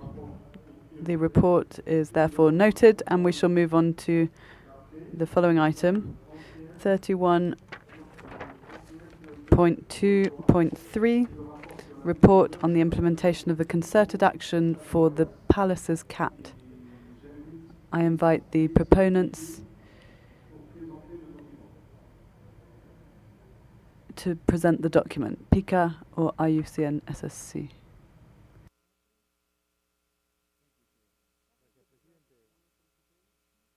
Point 2.3 on the report on the implementation of the concerted action of the Palace's cat is being introduced by Association for the Conservation of Biodiversity of Kazakhstan on behalf of the submitting organizations, the Palace's Cat International Conservation Alliance, the Manual Working Group, and the IUCN Cat Specialist Group. The concerted action was adopted at CMS COP15. The activities in the concerted action for the Palace's cat are considered completed. These were, first, the addition of the Palace's cat to the CMS Central Asian Mammals Initiative, known as CAMI. The species was officially recognized under CAMI at its third range state meeting in 2025 and is now one of the target species of the CAMI work program for 2026 to 2032. Second, the development on an associated program of work aligned with the Palace's cat conservation strategy for 2018 to 2028. The CAMI work program includes several activities on relevance to Palace's cat conservation. Third, the effective implementation of the concerted action on and program of work to enhance the conservation status of the species. The successful implementation of the concerted action marks a significant milestone in Palace's cat conservation within the Central Asian region and beyond.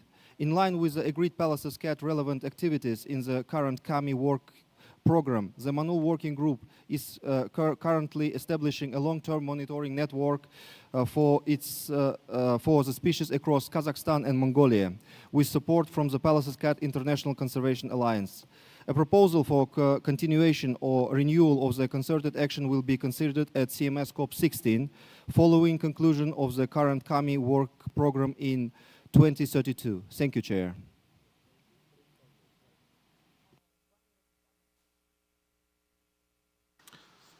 Merci beaucoup pour. Thank you very much, ACBK, for your presentation. The floor is open.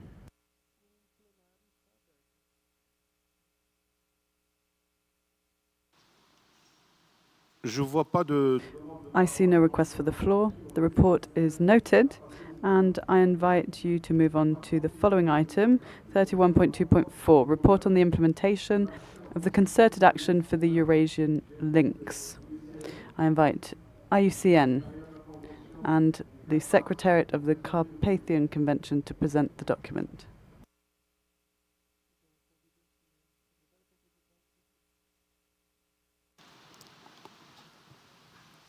Bonjour. Oui, à vous la parole. Yes, you have the floor. North Macedonia.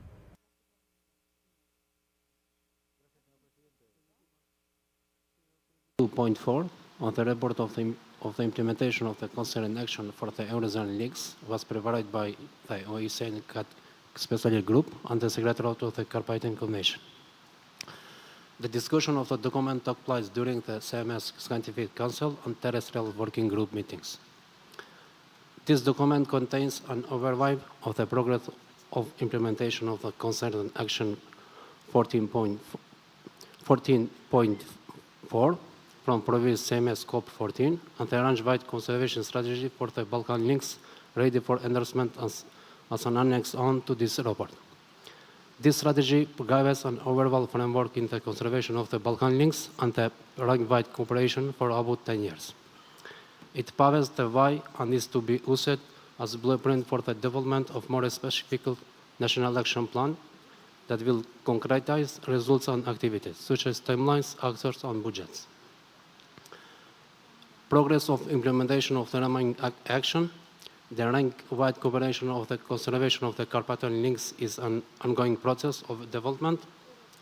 Drafting of the guidelines for the recovery and creation and maintenance of viable and functional metapopulation of Carpathian lynx depends on the completion of the Action 2.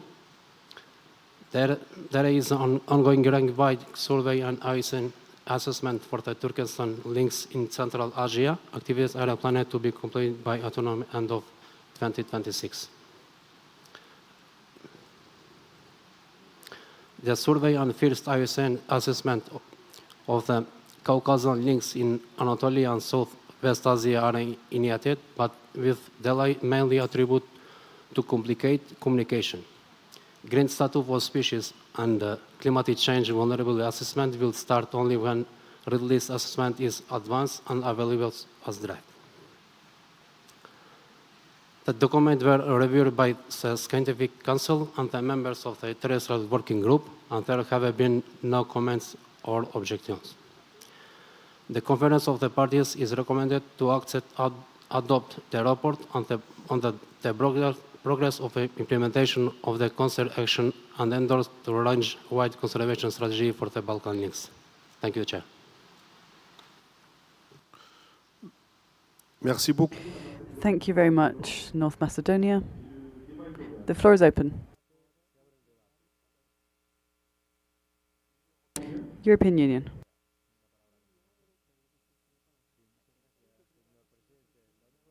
Acknowledge the actions taken under the concerted action for addressing the conservation needs of the Eurasian lynx. We recognize that challenges in the process have led to delays, preventing the completion of the concerted action. Having in mind the importance of the concerted action, the EU and its 27 member states accept the report and will support the continuation of the concerted action. However, we urge the range states and the relevant stakeholders to resolve any complications in order to achieve the required results. As range states ourselves, the EU and its 27 member states commit to fulfilling our responsibilities to ensure the timely completion of these actions. The EU and its 27 member states would like to thank the other range states and the relevant stakeholders for the continuing cooperation in order to ensure the success of the concerted action. Thank you. Merci beaucoup. I thank the European Union. The report is noted. I invite you to move on to the following item, the report on the implementation of the concerted action for the giraffe, 31.2.5. Ms. Clara from the Secretariat shall introduce this item.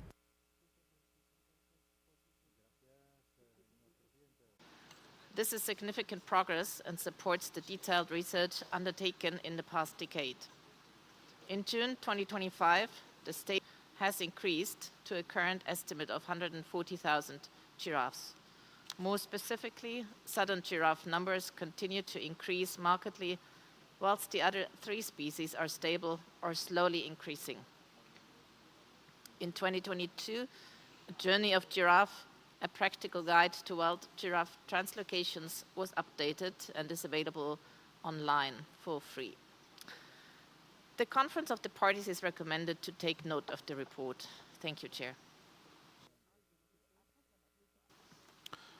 Merci beaucoup. Thank you, Clara.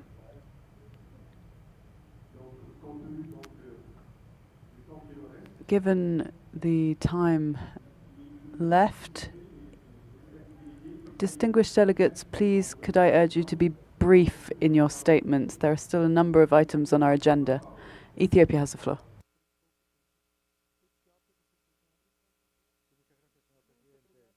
Acknowledge the validity and integrity of the report submitted by the Giraffe Conservation Foundation on the concerted conservation action for giraffes. The report is aligned with the agreed conservation priorities. Chair, one of the major components of the report is development of the Ethiopian Giraffe Conservation Action Plan 2023-2027. This is a 5-year action plan that provides an opportunity to formulate and coordinate management interventions and actions essential for the protection and conservation of viable giraffe populations in Ethiopia. The action plan also outlines the threats that giraffe face in the country, which include habitat loss, fragmentation and degradation, illegal hunting, climate change, and disease. Thus, Ethiopia would like to use this opportunity to thank the GCF for its invaluable support and dedication in assisting the development of the Giraffe Conservation Action Plan. Furthermore, Ethiopia would like to express its commitment to effective implementation of the envisaged concerted action plan. Thank you, Chair. Merci beaucoup, l'Éthiopie. Thank you, Ethiopia. South Africa.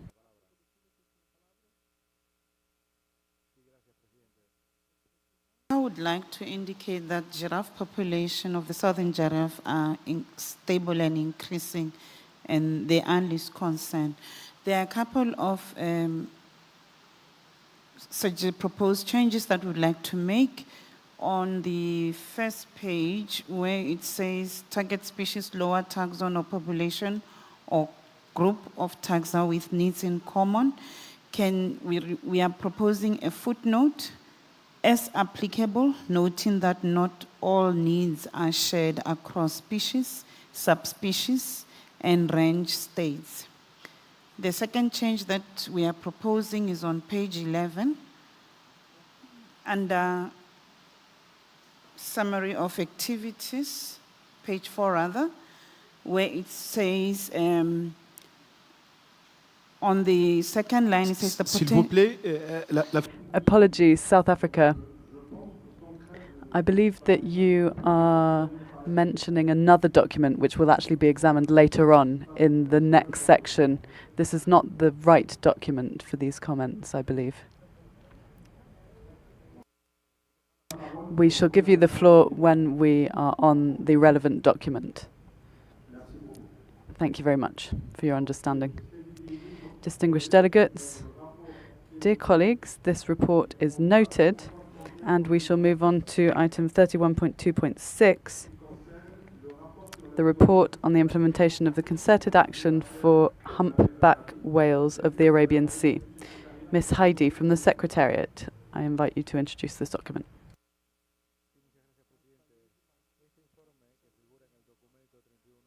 The implementation of the concerted action for humpback whales of the Arabian Sea was prepared by the Arabian Sea Whale Network. Because they were unable to be present at this meeting, I am introducing this report on their behalf. The document was reviewed by the Scientific Council without any revisions having been proposed. The Arabian Sea Whale Network is pleased to report that despite funding difficulties, substantive progress has been made in the three main focus areas of the concerted action, namely addressing knowledge gaps, information and awareness raising, and capacity building and the development and implementation of mitigation strategies.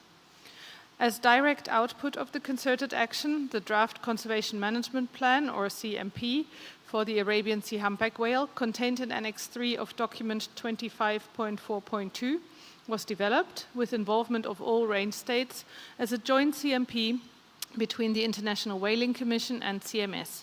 It has been forwarded to the COP without changes. This concerted action can be considered completed if and when the CMP is adopted by both CMS and the IWC. Following the initial endorsement of this COP, full adoption will be sought by the International Whaling Commission in October 2026 and through the CMS Standing Committee in 2027. Accordingly, the concerted action can be considered completed and should be closed, and efforts should then focus on implementation of the adopted CMP. The Conference of the Parties is recommended to note the report. Thank you, Chair. Merci beaucoup. Thank you, Madam.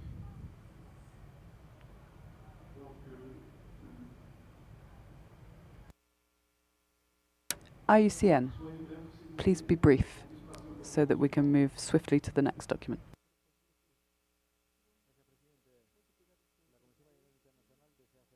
With the progress made under this concerted action for the Arabian Sea humpback whale since COP14 and the years before. The IWC is keen to highlight the hard work undertaken by all stakeholders to promote awareness of this unique population, increase knowledge, and implement action for protection. This species has been a priority candidate for the development of an IWC conservation management plan for more than 10 years. We note that the draft CMP will be presented to the Scientific Committee next month and consequently to the Conservation Committee and Commission in October for endorsement. We will continue to work closely with the CMS Secretariat and all partners to ensure its successful implementation if adopted. Thank you very much. Merci beaucoup. Thank you very much, Madam. AWI.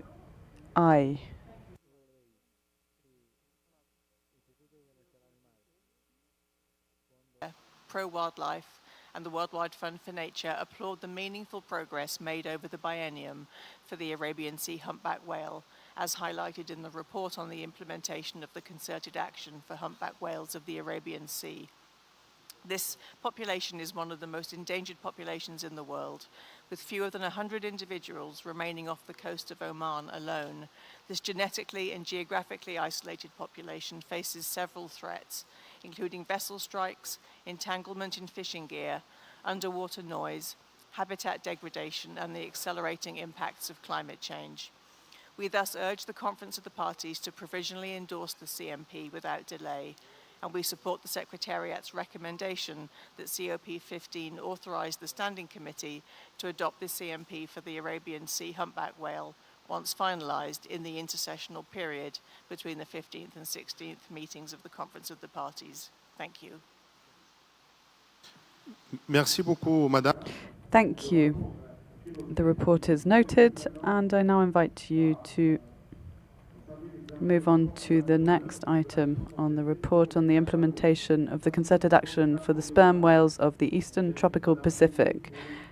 Ms. Heidi, may I invite you to introduce document 31.2.7.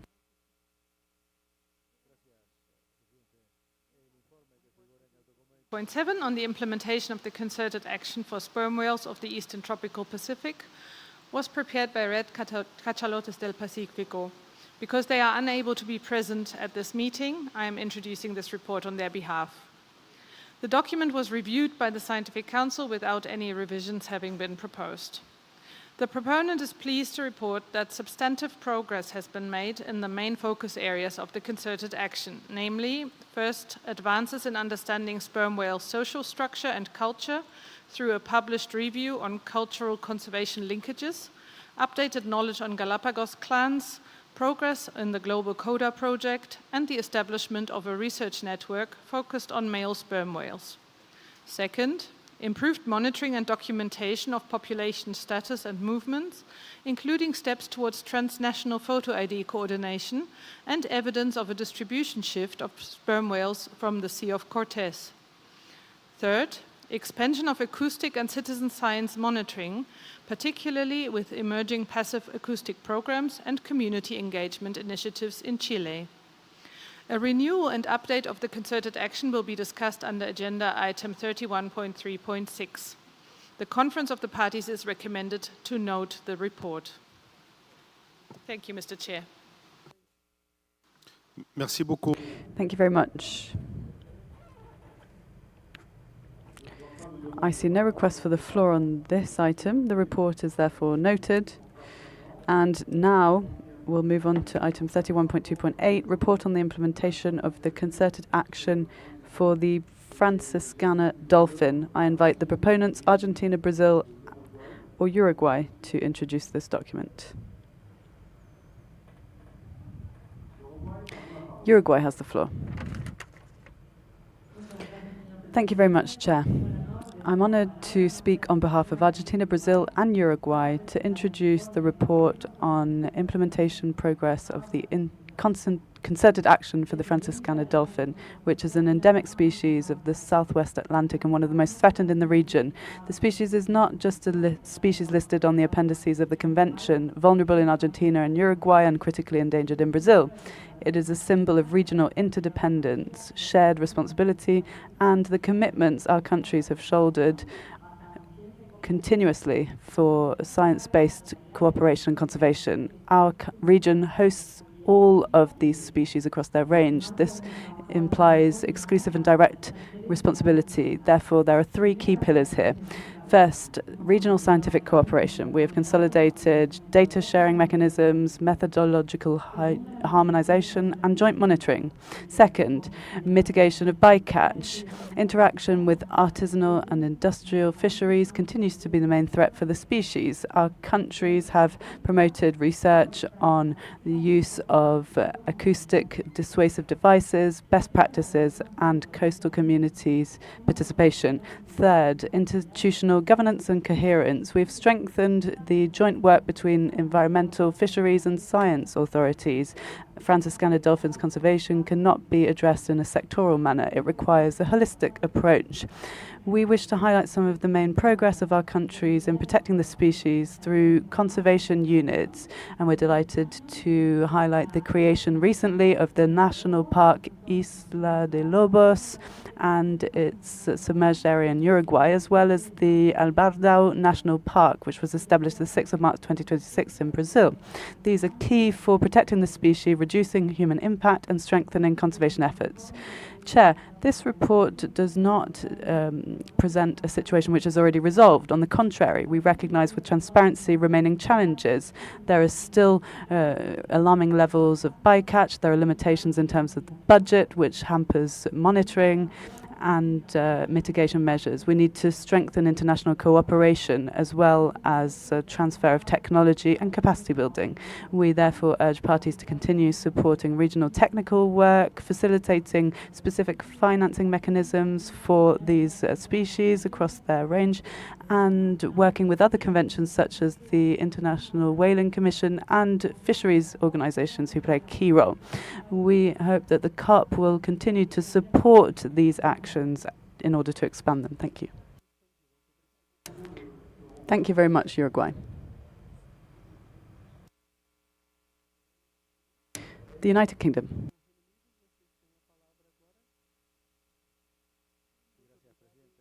Your indulgence, we will make a brief statement to cover both this concerted action but also those concerning the humpback whales of the Arabian Sea and also the sperm whales of the Eastern Tropical Pacific.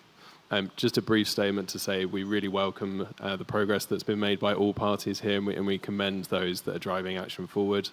As chair of the IWC, as Conservation Committee, it's particularly great to see the synergy between these concerted actions and the conservation management plans of the IWC, and particularly in the case of Franciscana, where it's clear there's really positive collaboration going on. So really just a brief statement to say we strongly welcome these and we commend all the proponents. Thank you. Merci beaucoup. Thank you very much. The United Kingdom, I see no further requests for the floor. The report is therefore noted, and Panama has the floor. Thank you, Chair. We simply wanted to echo the United Kingdom and to congratulate the proponents for the progress made on this concerted action. Thank you. Thank you, Panama. Now, moving on to 31.2.9, report on the implementation of the concerted action for the Antipodean albatross. I invite the proponents, either New Zealand, Australia or Chile, to introduce this document. New Zealand has the floor.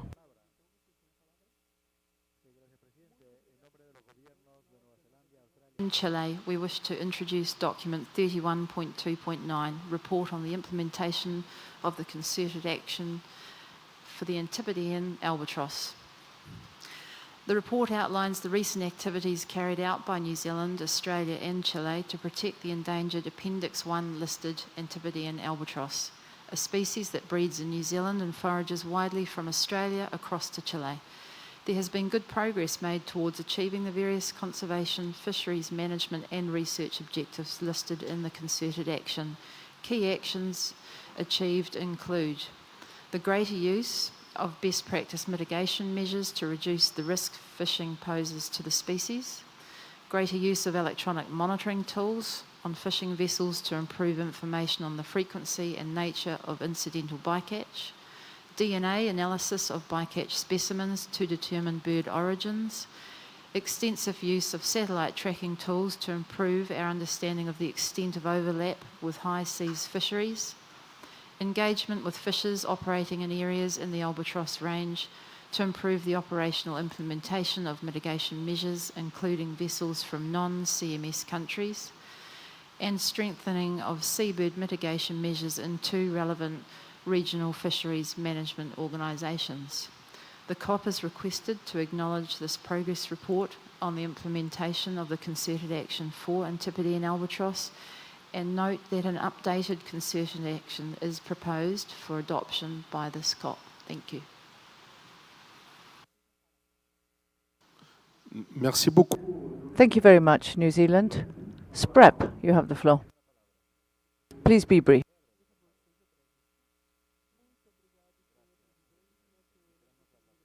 For the work on the Antipodean albatross.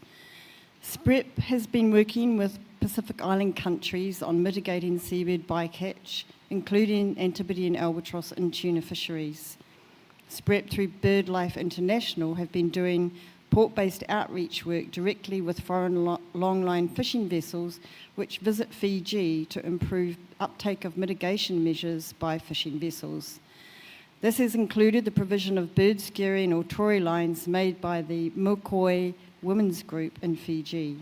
SPREP will be expanding this outreach to include Vanuatu this year through further funding from the Pacific European Union Marine Programme. Thank you, Chair. Merci beaucoup. Thank you very much, SPREP. ACAP, you have the floor.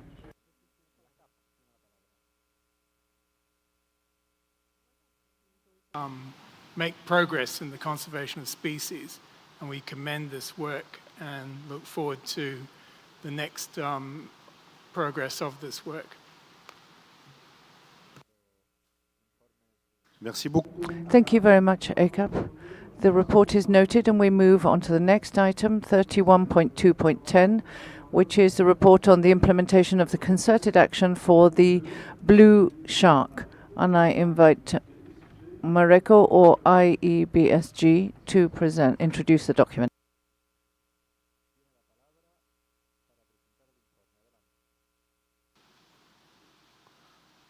IBSG, à vous la parole. You have the floor.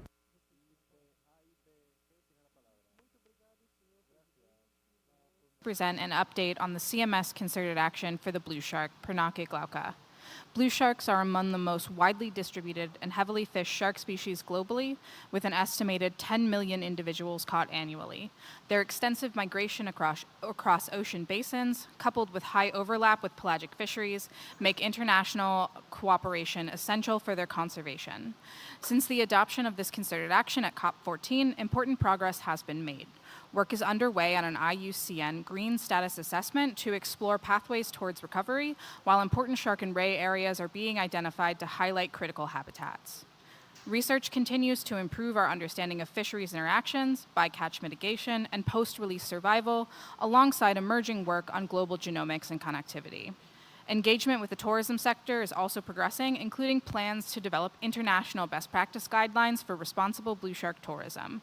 However, despite these advances, blue sharks remain one of the most exploited shark species worldwide, with significant regional declines and inconsistent management across their range. This is why we have also proposed an updated concerted action to be adopted at this COP in Agenda Item 31.3.15, which aims to build on the momentum by strengthening coordination across parties, RFMOs, and other relevant bodies, and by scaling up efforts in key areas. We thank parties and partners for their continued support and look forward to continued collaboration in advancing the conservation and sustainable management of this highly migratory species. Merci beaucoup. Thank you very much. I see no request for the floor, so the report is noted. And we'll move on to 31.2.11 on the report on the implementation of the concerted action for the common guitarfish and bottlenose wedgefish. I invite IUCN SSC Shark Specialist Group.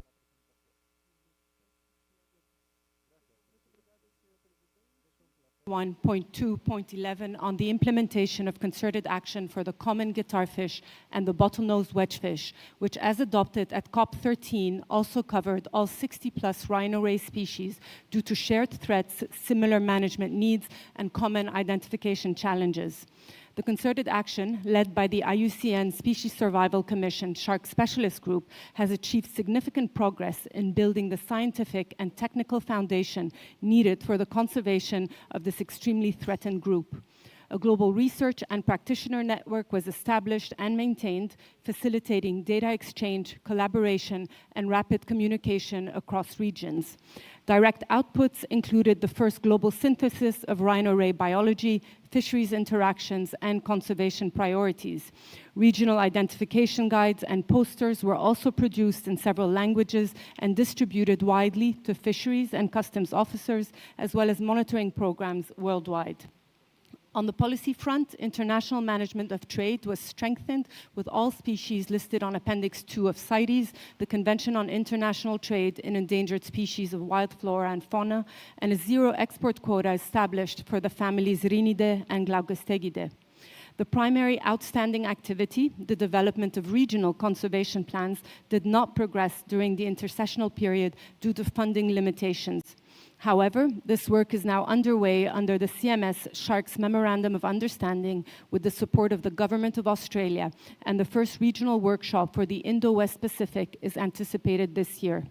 Given that all active elements of the concerted action have been absorbed into ongoing mechanisms and that the remaining work will be completed under the Sharks MOU program of work, it is recommended that this concerted action be closed. Thank you.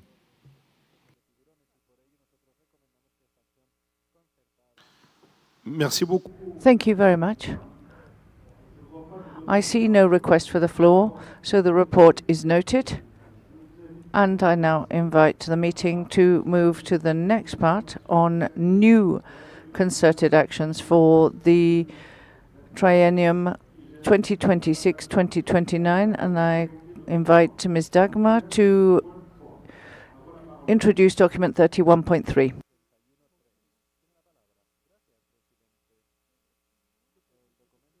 On proposals for concerted actions for the triennium 2026 till 2029 was prepared by the Secretariat. This document serves as a cover document to introduce the concerted actions proposals contained in documents UNEP CMS COP15, Doc 31.3.1 until 31.3.16 Ref 1. The document contains no annexes. This document was revised by the Secretariat to mark any revisions to the proposals for concerted actions made by the proponents in response to comments raised by the 8th meeting of the Sessional Committee of the Scientific Council in December 25. These Scientific Council comments are contained in addenda to specific proposals. The Conference of Parties is therefore recommended to review the proposals for concerted actions, including in the respective documents, consider recommendations by the Scientific Council on these proposals, and make decisions regarding the approval or rejection of each of the proposals. Thank you very much, Mr. Chair. Merci. Thank you very much, Ms. Dagmar. So this document that we have just seen is to serve as an introduction. So we will move on to 31.3.1, which is a proposal for a concerted action for chimpanzee behavioral diversity and cultures, already listed on Appendix 1 and 2 of the Convention. I invite IUCN to present the document.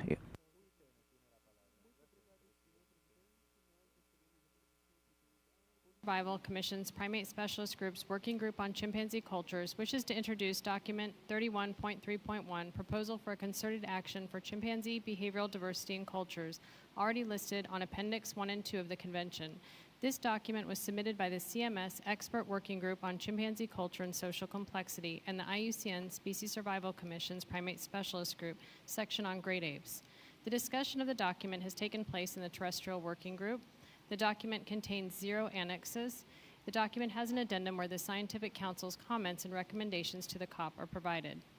The document highlights proposed activities building on those undertaken under the concerted action so far. This concerted action is one of two specifically focused on the practical application of knowledge on chimpanzee animal culture in conservation management. More specifically, this concerted action highlights the significance of behavioral diversity and culture as fundamental aspects of chimpanzee longevity and persistence, which is a vital step toward implementing a more comprehensive conservation approach. The renewed concerted action for 2026 to 2029 outlines a diverse set of future activities to strengthen chimpanzee behavioral diversity conservation, to define conservation targets and methodologies through collaboration among practitioners, policymakers, and local communities, to increase integration of behavioral surveys into ongoing monitoring of chimpanzee populations, to address data gaps in behavioral diversity by conducting research, establishing a centralized data clearinghouse, and leveraging the APES Atlas for standardized monitoring across range states, and to embed local leadership and governance by empowering conservationists and researchers in chimpanzee range countries via a steering committee, multilingual engagement, and coordinated transboundary initiatives. The potential conservation benefits of stronger partnerships among range states to implement specific activities to identify and preserve chimpanzee behavioral diversity and cultures has yet to be fully realized, but holds the potential to significantly impact the effectiveness of conservation practice and policy at broader scales. Thank you. Merci beaucoup. Thank you very much. I now give the floor to Ebrakon Pan-Africa Sanctuary.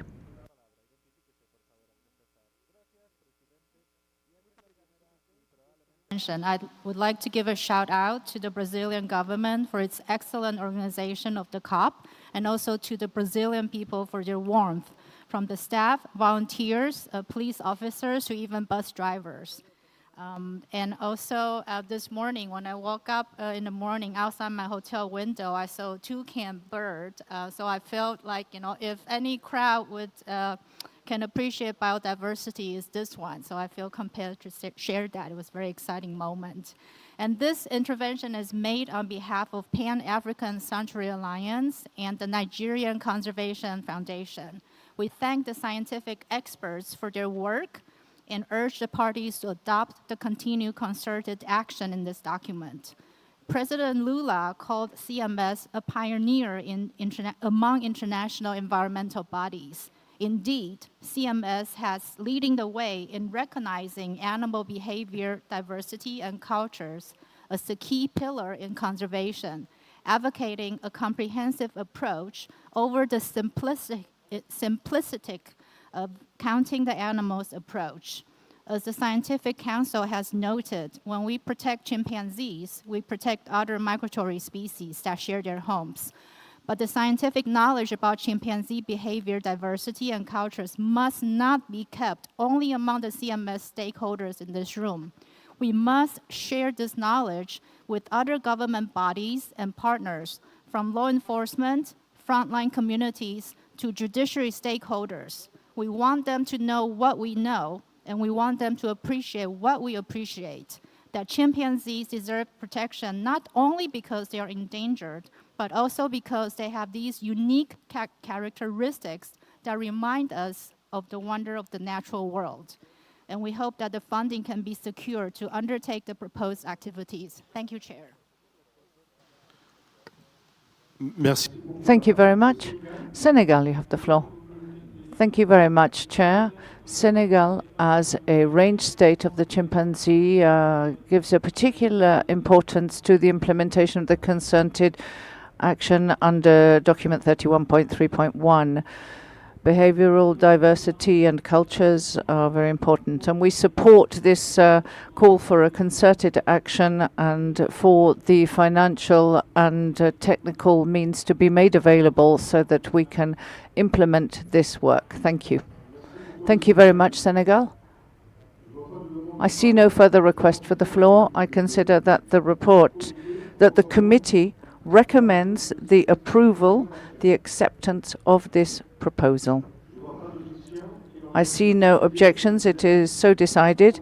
So now we will move on to 31.3.2, proposal for a concerted action for the straw-colored fruit bat. And I call on Uganda to introduce the relevant document.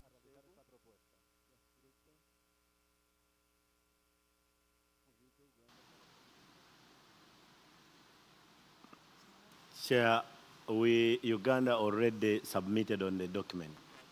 Thank you, Chair. Merci beaucoup. Thank you.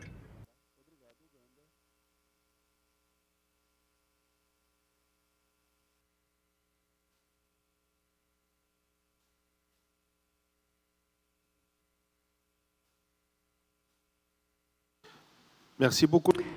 Thank you, Uganda.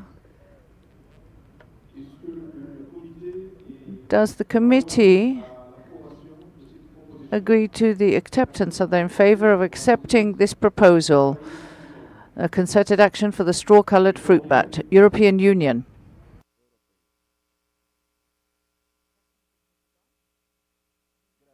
Importance of the proposed concerted action for the straw-colored fruit bat. We recognize the stagnating shift in the perception of bats by humans and the ecological significance of this species as a keystone species. We would like to thank the bodies providing financial and scientific support to this concerted action. We welcome the efforts made in awareness-raising activities to address negative perceptions surrounding bats in general and wonder why these efforts are not planned to continue. We would also welcome more information from the proponents on their innovative approach to link bat conservation with ecotourism at suitable sites. We'd like to emphasize the importance of adopting a cautious and responsible approach to establishing ecotourism, taking into account potential impacts on the conservation status of the straw-colored fruit bat, as well as the need to prevent any adverse effects on the species. We strongly support approval of this concerted action so that the planned activities can be implemented in the triennium 2026-2029. We do, however, have one concern we'd like to see addressed in the concerted action. Given the apparent added value to conservation efforts for the species, we would strongly encourage the involved parties to reconsider the discontinuation of the awareness-raising measures and instead strengthen these efforts in the concerted action. Thank you. Merci beaucoup. Thank you, European Union. I understand that you support the approval of this proposal. So, I see no further request for the floor, and I understand that the committee accepts this proposal. So, it is so decided, and we will now move to the next document.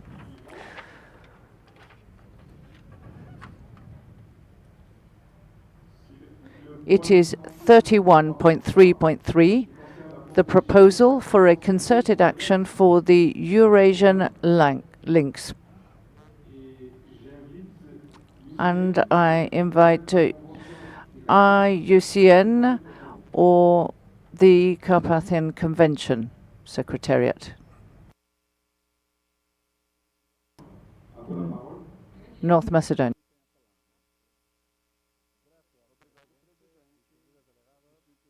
31.3.3 on the proposal for a concerted action for the Eurasian links was prepared by the UNEP Secretariat of the Carpathian Convention and IUCN CAT Specialist Group. The document contains a summary of implemented activities, activities yet to be implemented, and the expected outcomes. The range-wide regional conservation strategy for the Balkan links is completed and was noted as endorsed earlier today. Thanking sincerely the entire team and the countries for the dedicated work, and congrats on this major achievement. An expert team is currently working on the development of the Carpathian Links range-wide conservation strategy that is to be ready by mid this year and endorsed at the upcoming COP of the Carpathian Convention and the next CMS COP. With regards to the guidelines for the recovery of the Carpathian links, dependent with the Carpathian link strategy, it is expected that this is to be ready by spring 2027.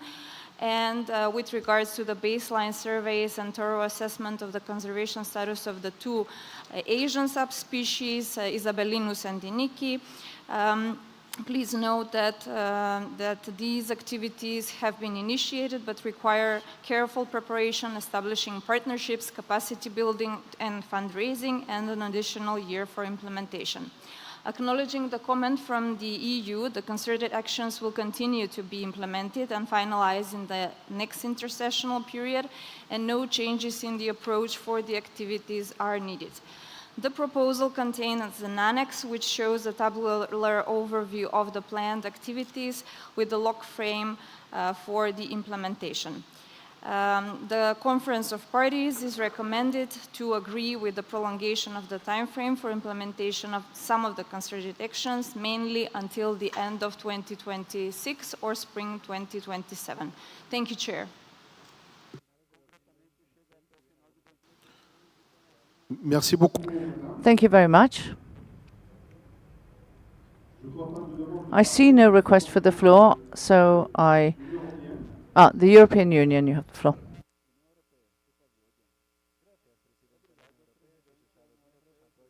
Links. We acknowledge the importance of the concerted action as the Eurasian lynx is both a keystone and flagship species, and transboundary cooperation is crucial for its conservation. We also congratulate those involved and appreciate the work and efforts undertaken so far. We would like to ask whether the proponents and the range states intend to ensure that the outcomes of Activity 4 and Activity 5 and Objective 2 are translated into concrete conservation action following their completion in 2026.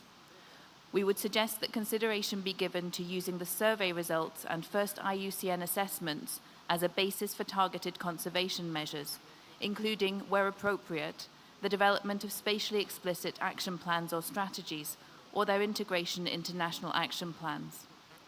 We would note this is particularly important for Lynx Diniki, which is not reflected in the 2026 to 2032 CAMI programme of work. Timely follow-up within the next triennium would be very welcome, as this would help avoid a gap between assessment and implementation and enable tangible progress before COP16 in 2029. Thank you, Mr. Chair. Merci beaucoup. Thank you, European Union. So I consider that the committee recommends the approval of this concerted action proposal. So we will move to the next item, which is 31.3.4, the proposal for a concerted action for the striped hyena proposed for listing on Appendix 1 and 2 of the Convention. I invite the proponents, Tajikistan or Uzbekistan, to introduce it. Uzbekistan, you have the floor.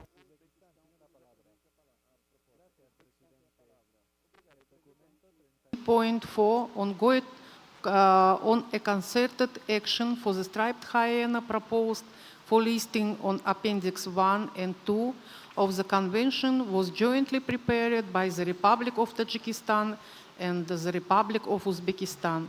The discussion on the document took place and was approved in the Terrestrial Working Group.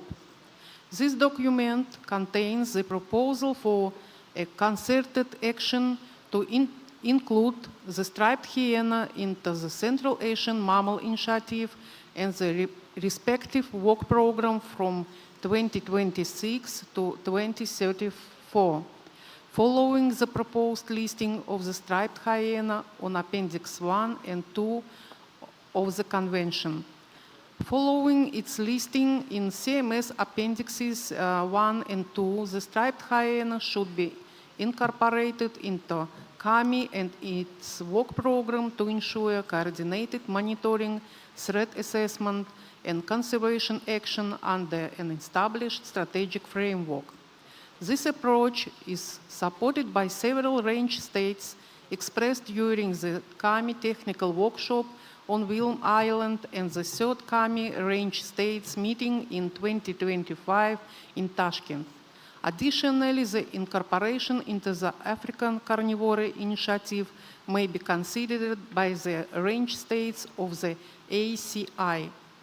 The document was reviewed by the Scientific Council without any further addendum or comment on revision. This document proceeds on the assumption that the striped hyena will be included in Appendixes 1 and 2 during COP15. The Conference of the Parties is recommended to adopt this concerted action to include the striped hyena into existing Central Asian Mammal Initiative and its work program following the inclusion of the species into Appendix 1 and 2 of the Convention. Thank you, Chair. Merci. Thank you very much, Uzbekistan. I see no request for the floor, so I understand that the committee recommends approval of this proposal. It is so decided, and now I invite you to move to the next item, 31.3.5, the proposal for a concerted action for the Maasai giraffe, northern giraffe, reticulated giraffe, and southern giraffe. And I invite Ethiopia to introduce the document.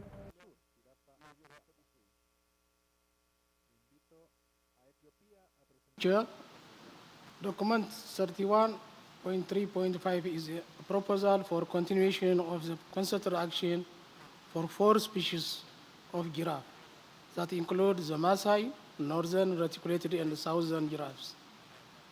The document was prepared by Ethiopia in consultation with the Secretariat. This document, on which discussion is currently taking place, contains 2 annexes. Annex 1 contains a table of countries with extant and extinct giraffe populations over the past 100 years.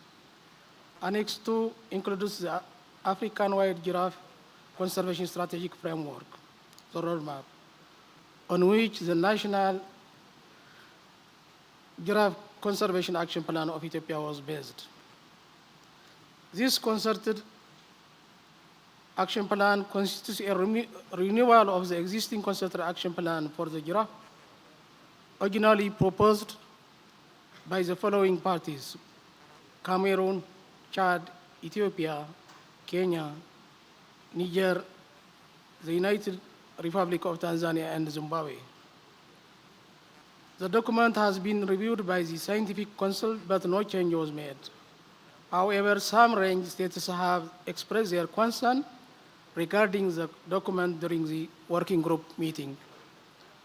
Ethiopia believes the concerted action is a matter of collaboration and creation of synergy across range states to ensure survival of the giraffe species, irrespective of the conservation status of the species in question at national level. Above all, the key objective of this renewed action is to align it with the updated giraffe taxonomy. Equally, Ethiopia believes that the views of other parties need to get due consideration. Therefore, with constructive comments and practical options for amendment, Ethiopia commends adoption of the proposal by the COP. Thank you, Chair.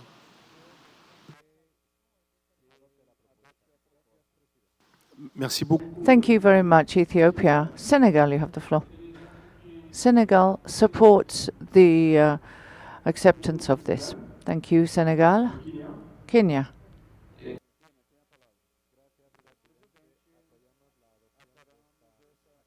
Submitted by Ethiopia. Thank you, Chair. Merci beaucoup. Thank you, Kenya. South Africa.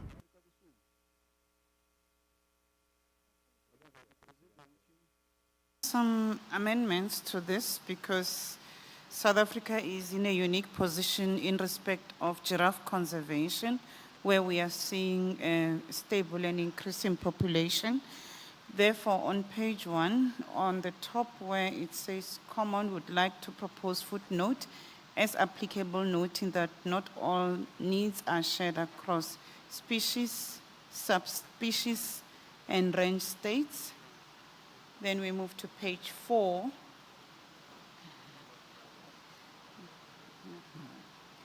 Page 4 of the document, which talks about under the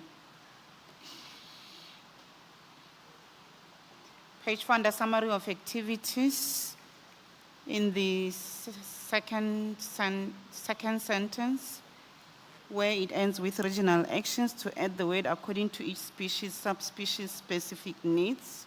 So that is our emphasis. And then we move to page 8. In the third paragraph from the bottom, the South African giraffe is the only subspecies yet to be officially assessed. At the end of that sentence, since there is updated information, we propose to add, with the most recent updated estimated at 53,174 individuals in terms of the GCF report 2025, and South Africa's success in conserving and managing this subspecies is recognized. And then we move to page 10. In the middle, where there is reference to South African giraffes, it reads that South African giraffes are not specially protected in South Africa and legal hunting is approved. That is not factually correct. In South Africa, we have a concurrent mandate between national and provinces. In South African legislation, giraffes are protected under respective sub-national legislation. And then in the same, in the next page, under readiness and feasibility, we propose to add a second paragraph, which will read, some REN states have noted with concern the implementation of this concerted action, as not all activities apply across species or subspecies. Furthermore, South Africa has taken reservation on the giraffes listing on CMS Appendix 2, and South Africa, Mozambique, Tanzania, Zimbabwe, and non-party REN states have taken reservation on giraffes listing on CITES Appendix 2. Chair, these changes as are being proposed here have been emailed to the Secretariat for inclusion. We believe that we can't have a one-size-fits-all because we're talking about species and subspecies, and therefore the differentiation, especially in respect of conservation successes and management approaches, should be appreciated. Thank you.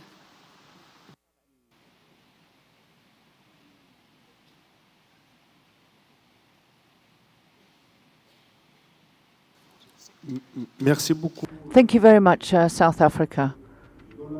I will give the floor to the Secretariat and come back to Zimbabwe afterwards.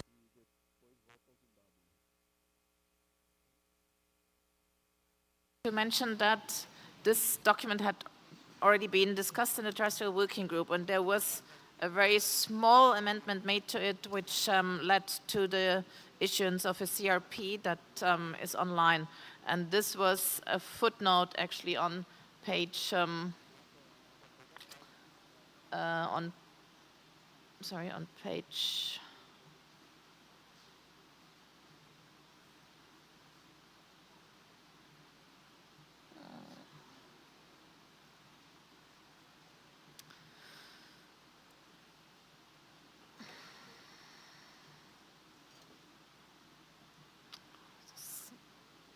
sorry, I can't move this very quickly.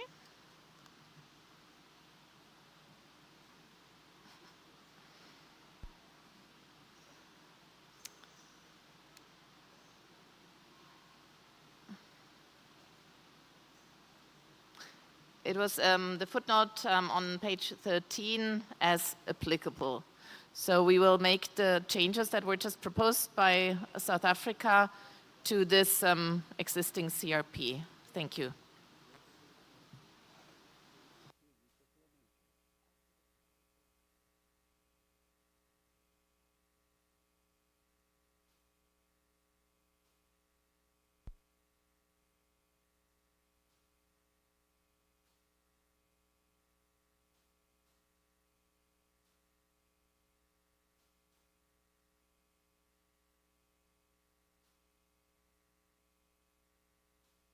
Secretariat, you finished? Merci beaucoup. Thank you very much, Zimbabwe.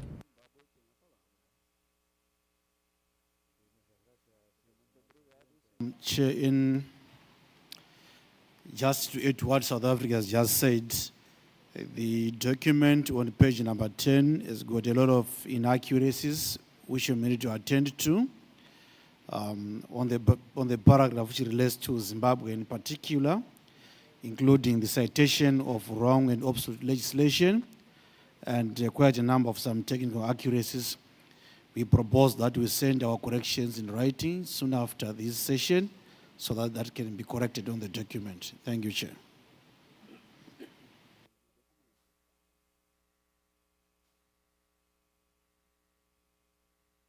Merci beaucoup. I thank Zimbabwe. On the basis of the discussion in the room, I would ask the Secretariat to kindly prepare a revised CRP taking into account the discussions in this session. We shall have the opportunity to examine the CRP at a later stage, the revised CRP.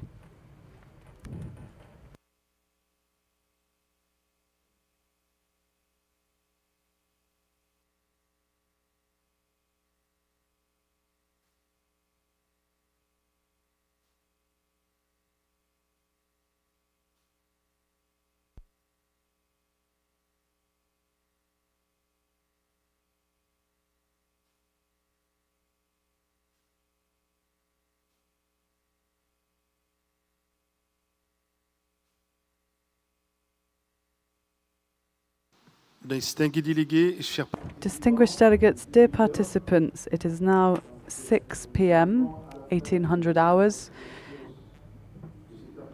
This brings us to the end of this afternoon's session. May I urge the working groups to work tirelessly to ensure that they have completed their work this evening. And this afternoon, I believe that there was a great sense of solidarity, flexibility, and I hope that within the working groups the same spirit will prevail so that we are able to complete working group proceedings this evening, bearing in mind that tomorrow morning, Saturday, we shall resume our work because there are still a number of CRPs to consider, including those that will be drafted by the working groups this evening. So we shall resume our work tomorrow morning at 9:30 a.m. to consider the completed CRPs, and the working groups shall meet this evening. Maybe the Secretariat would like to make some announcements.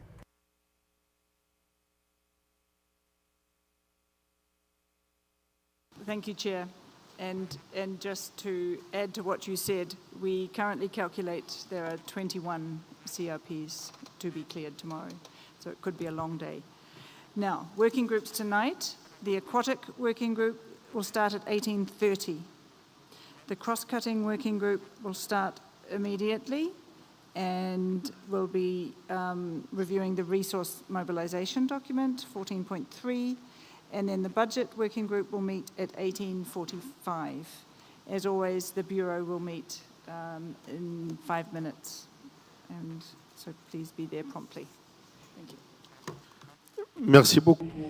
Thank you very much, Ms. Melanie. Distinguished delegates, dear participants, thank you very much for your engagement, for your energy. Today has been a very busy day and tomorrow will be a busy day too. I hope that we shall be able to complete our work tomorrow and have some well-deserved rest following that. I wish you a good evening. Australia is requesting the floor.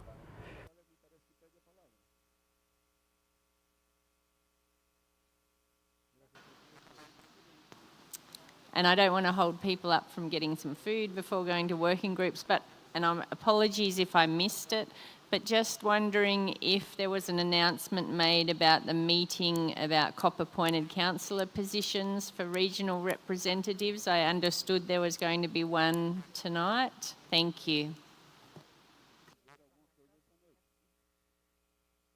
Merci beaucoup. I thank Australia and I give the floor to the Secretariat.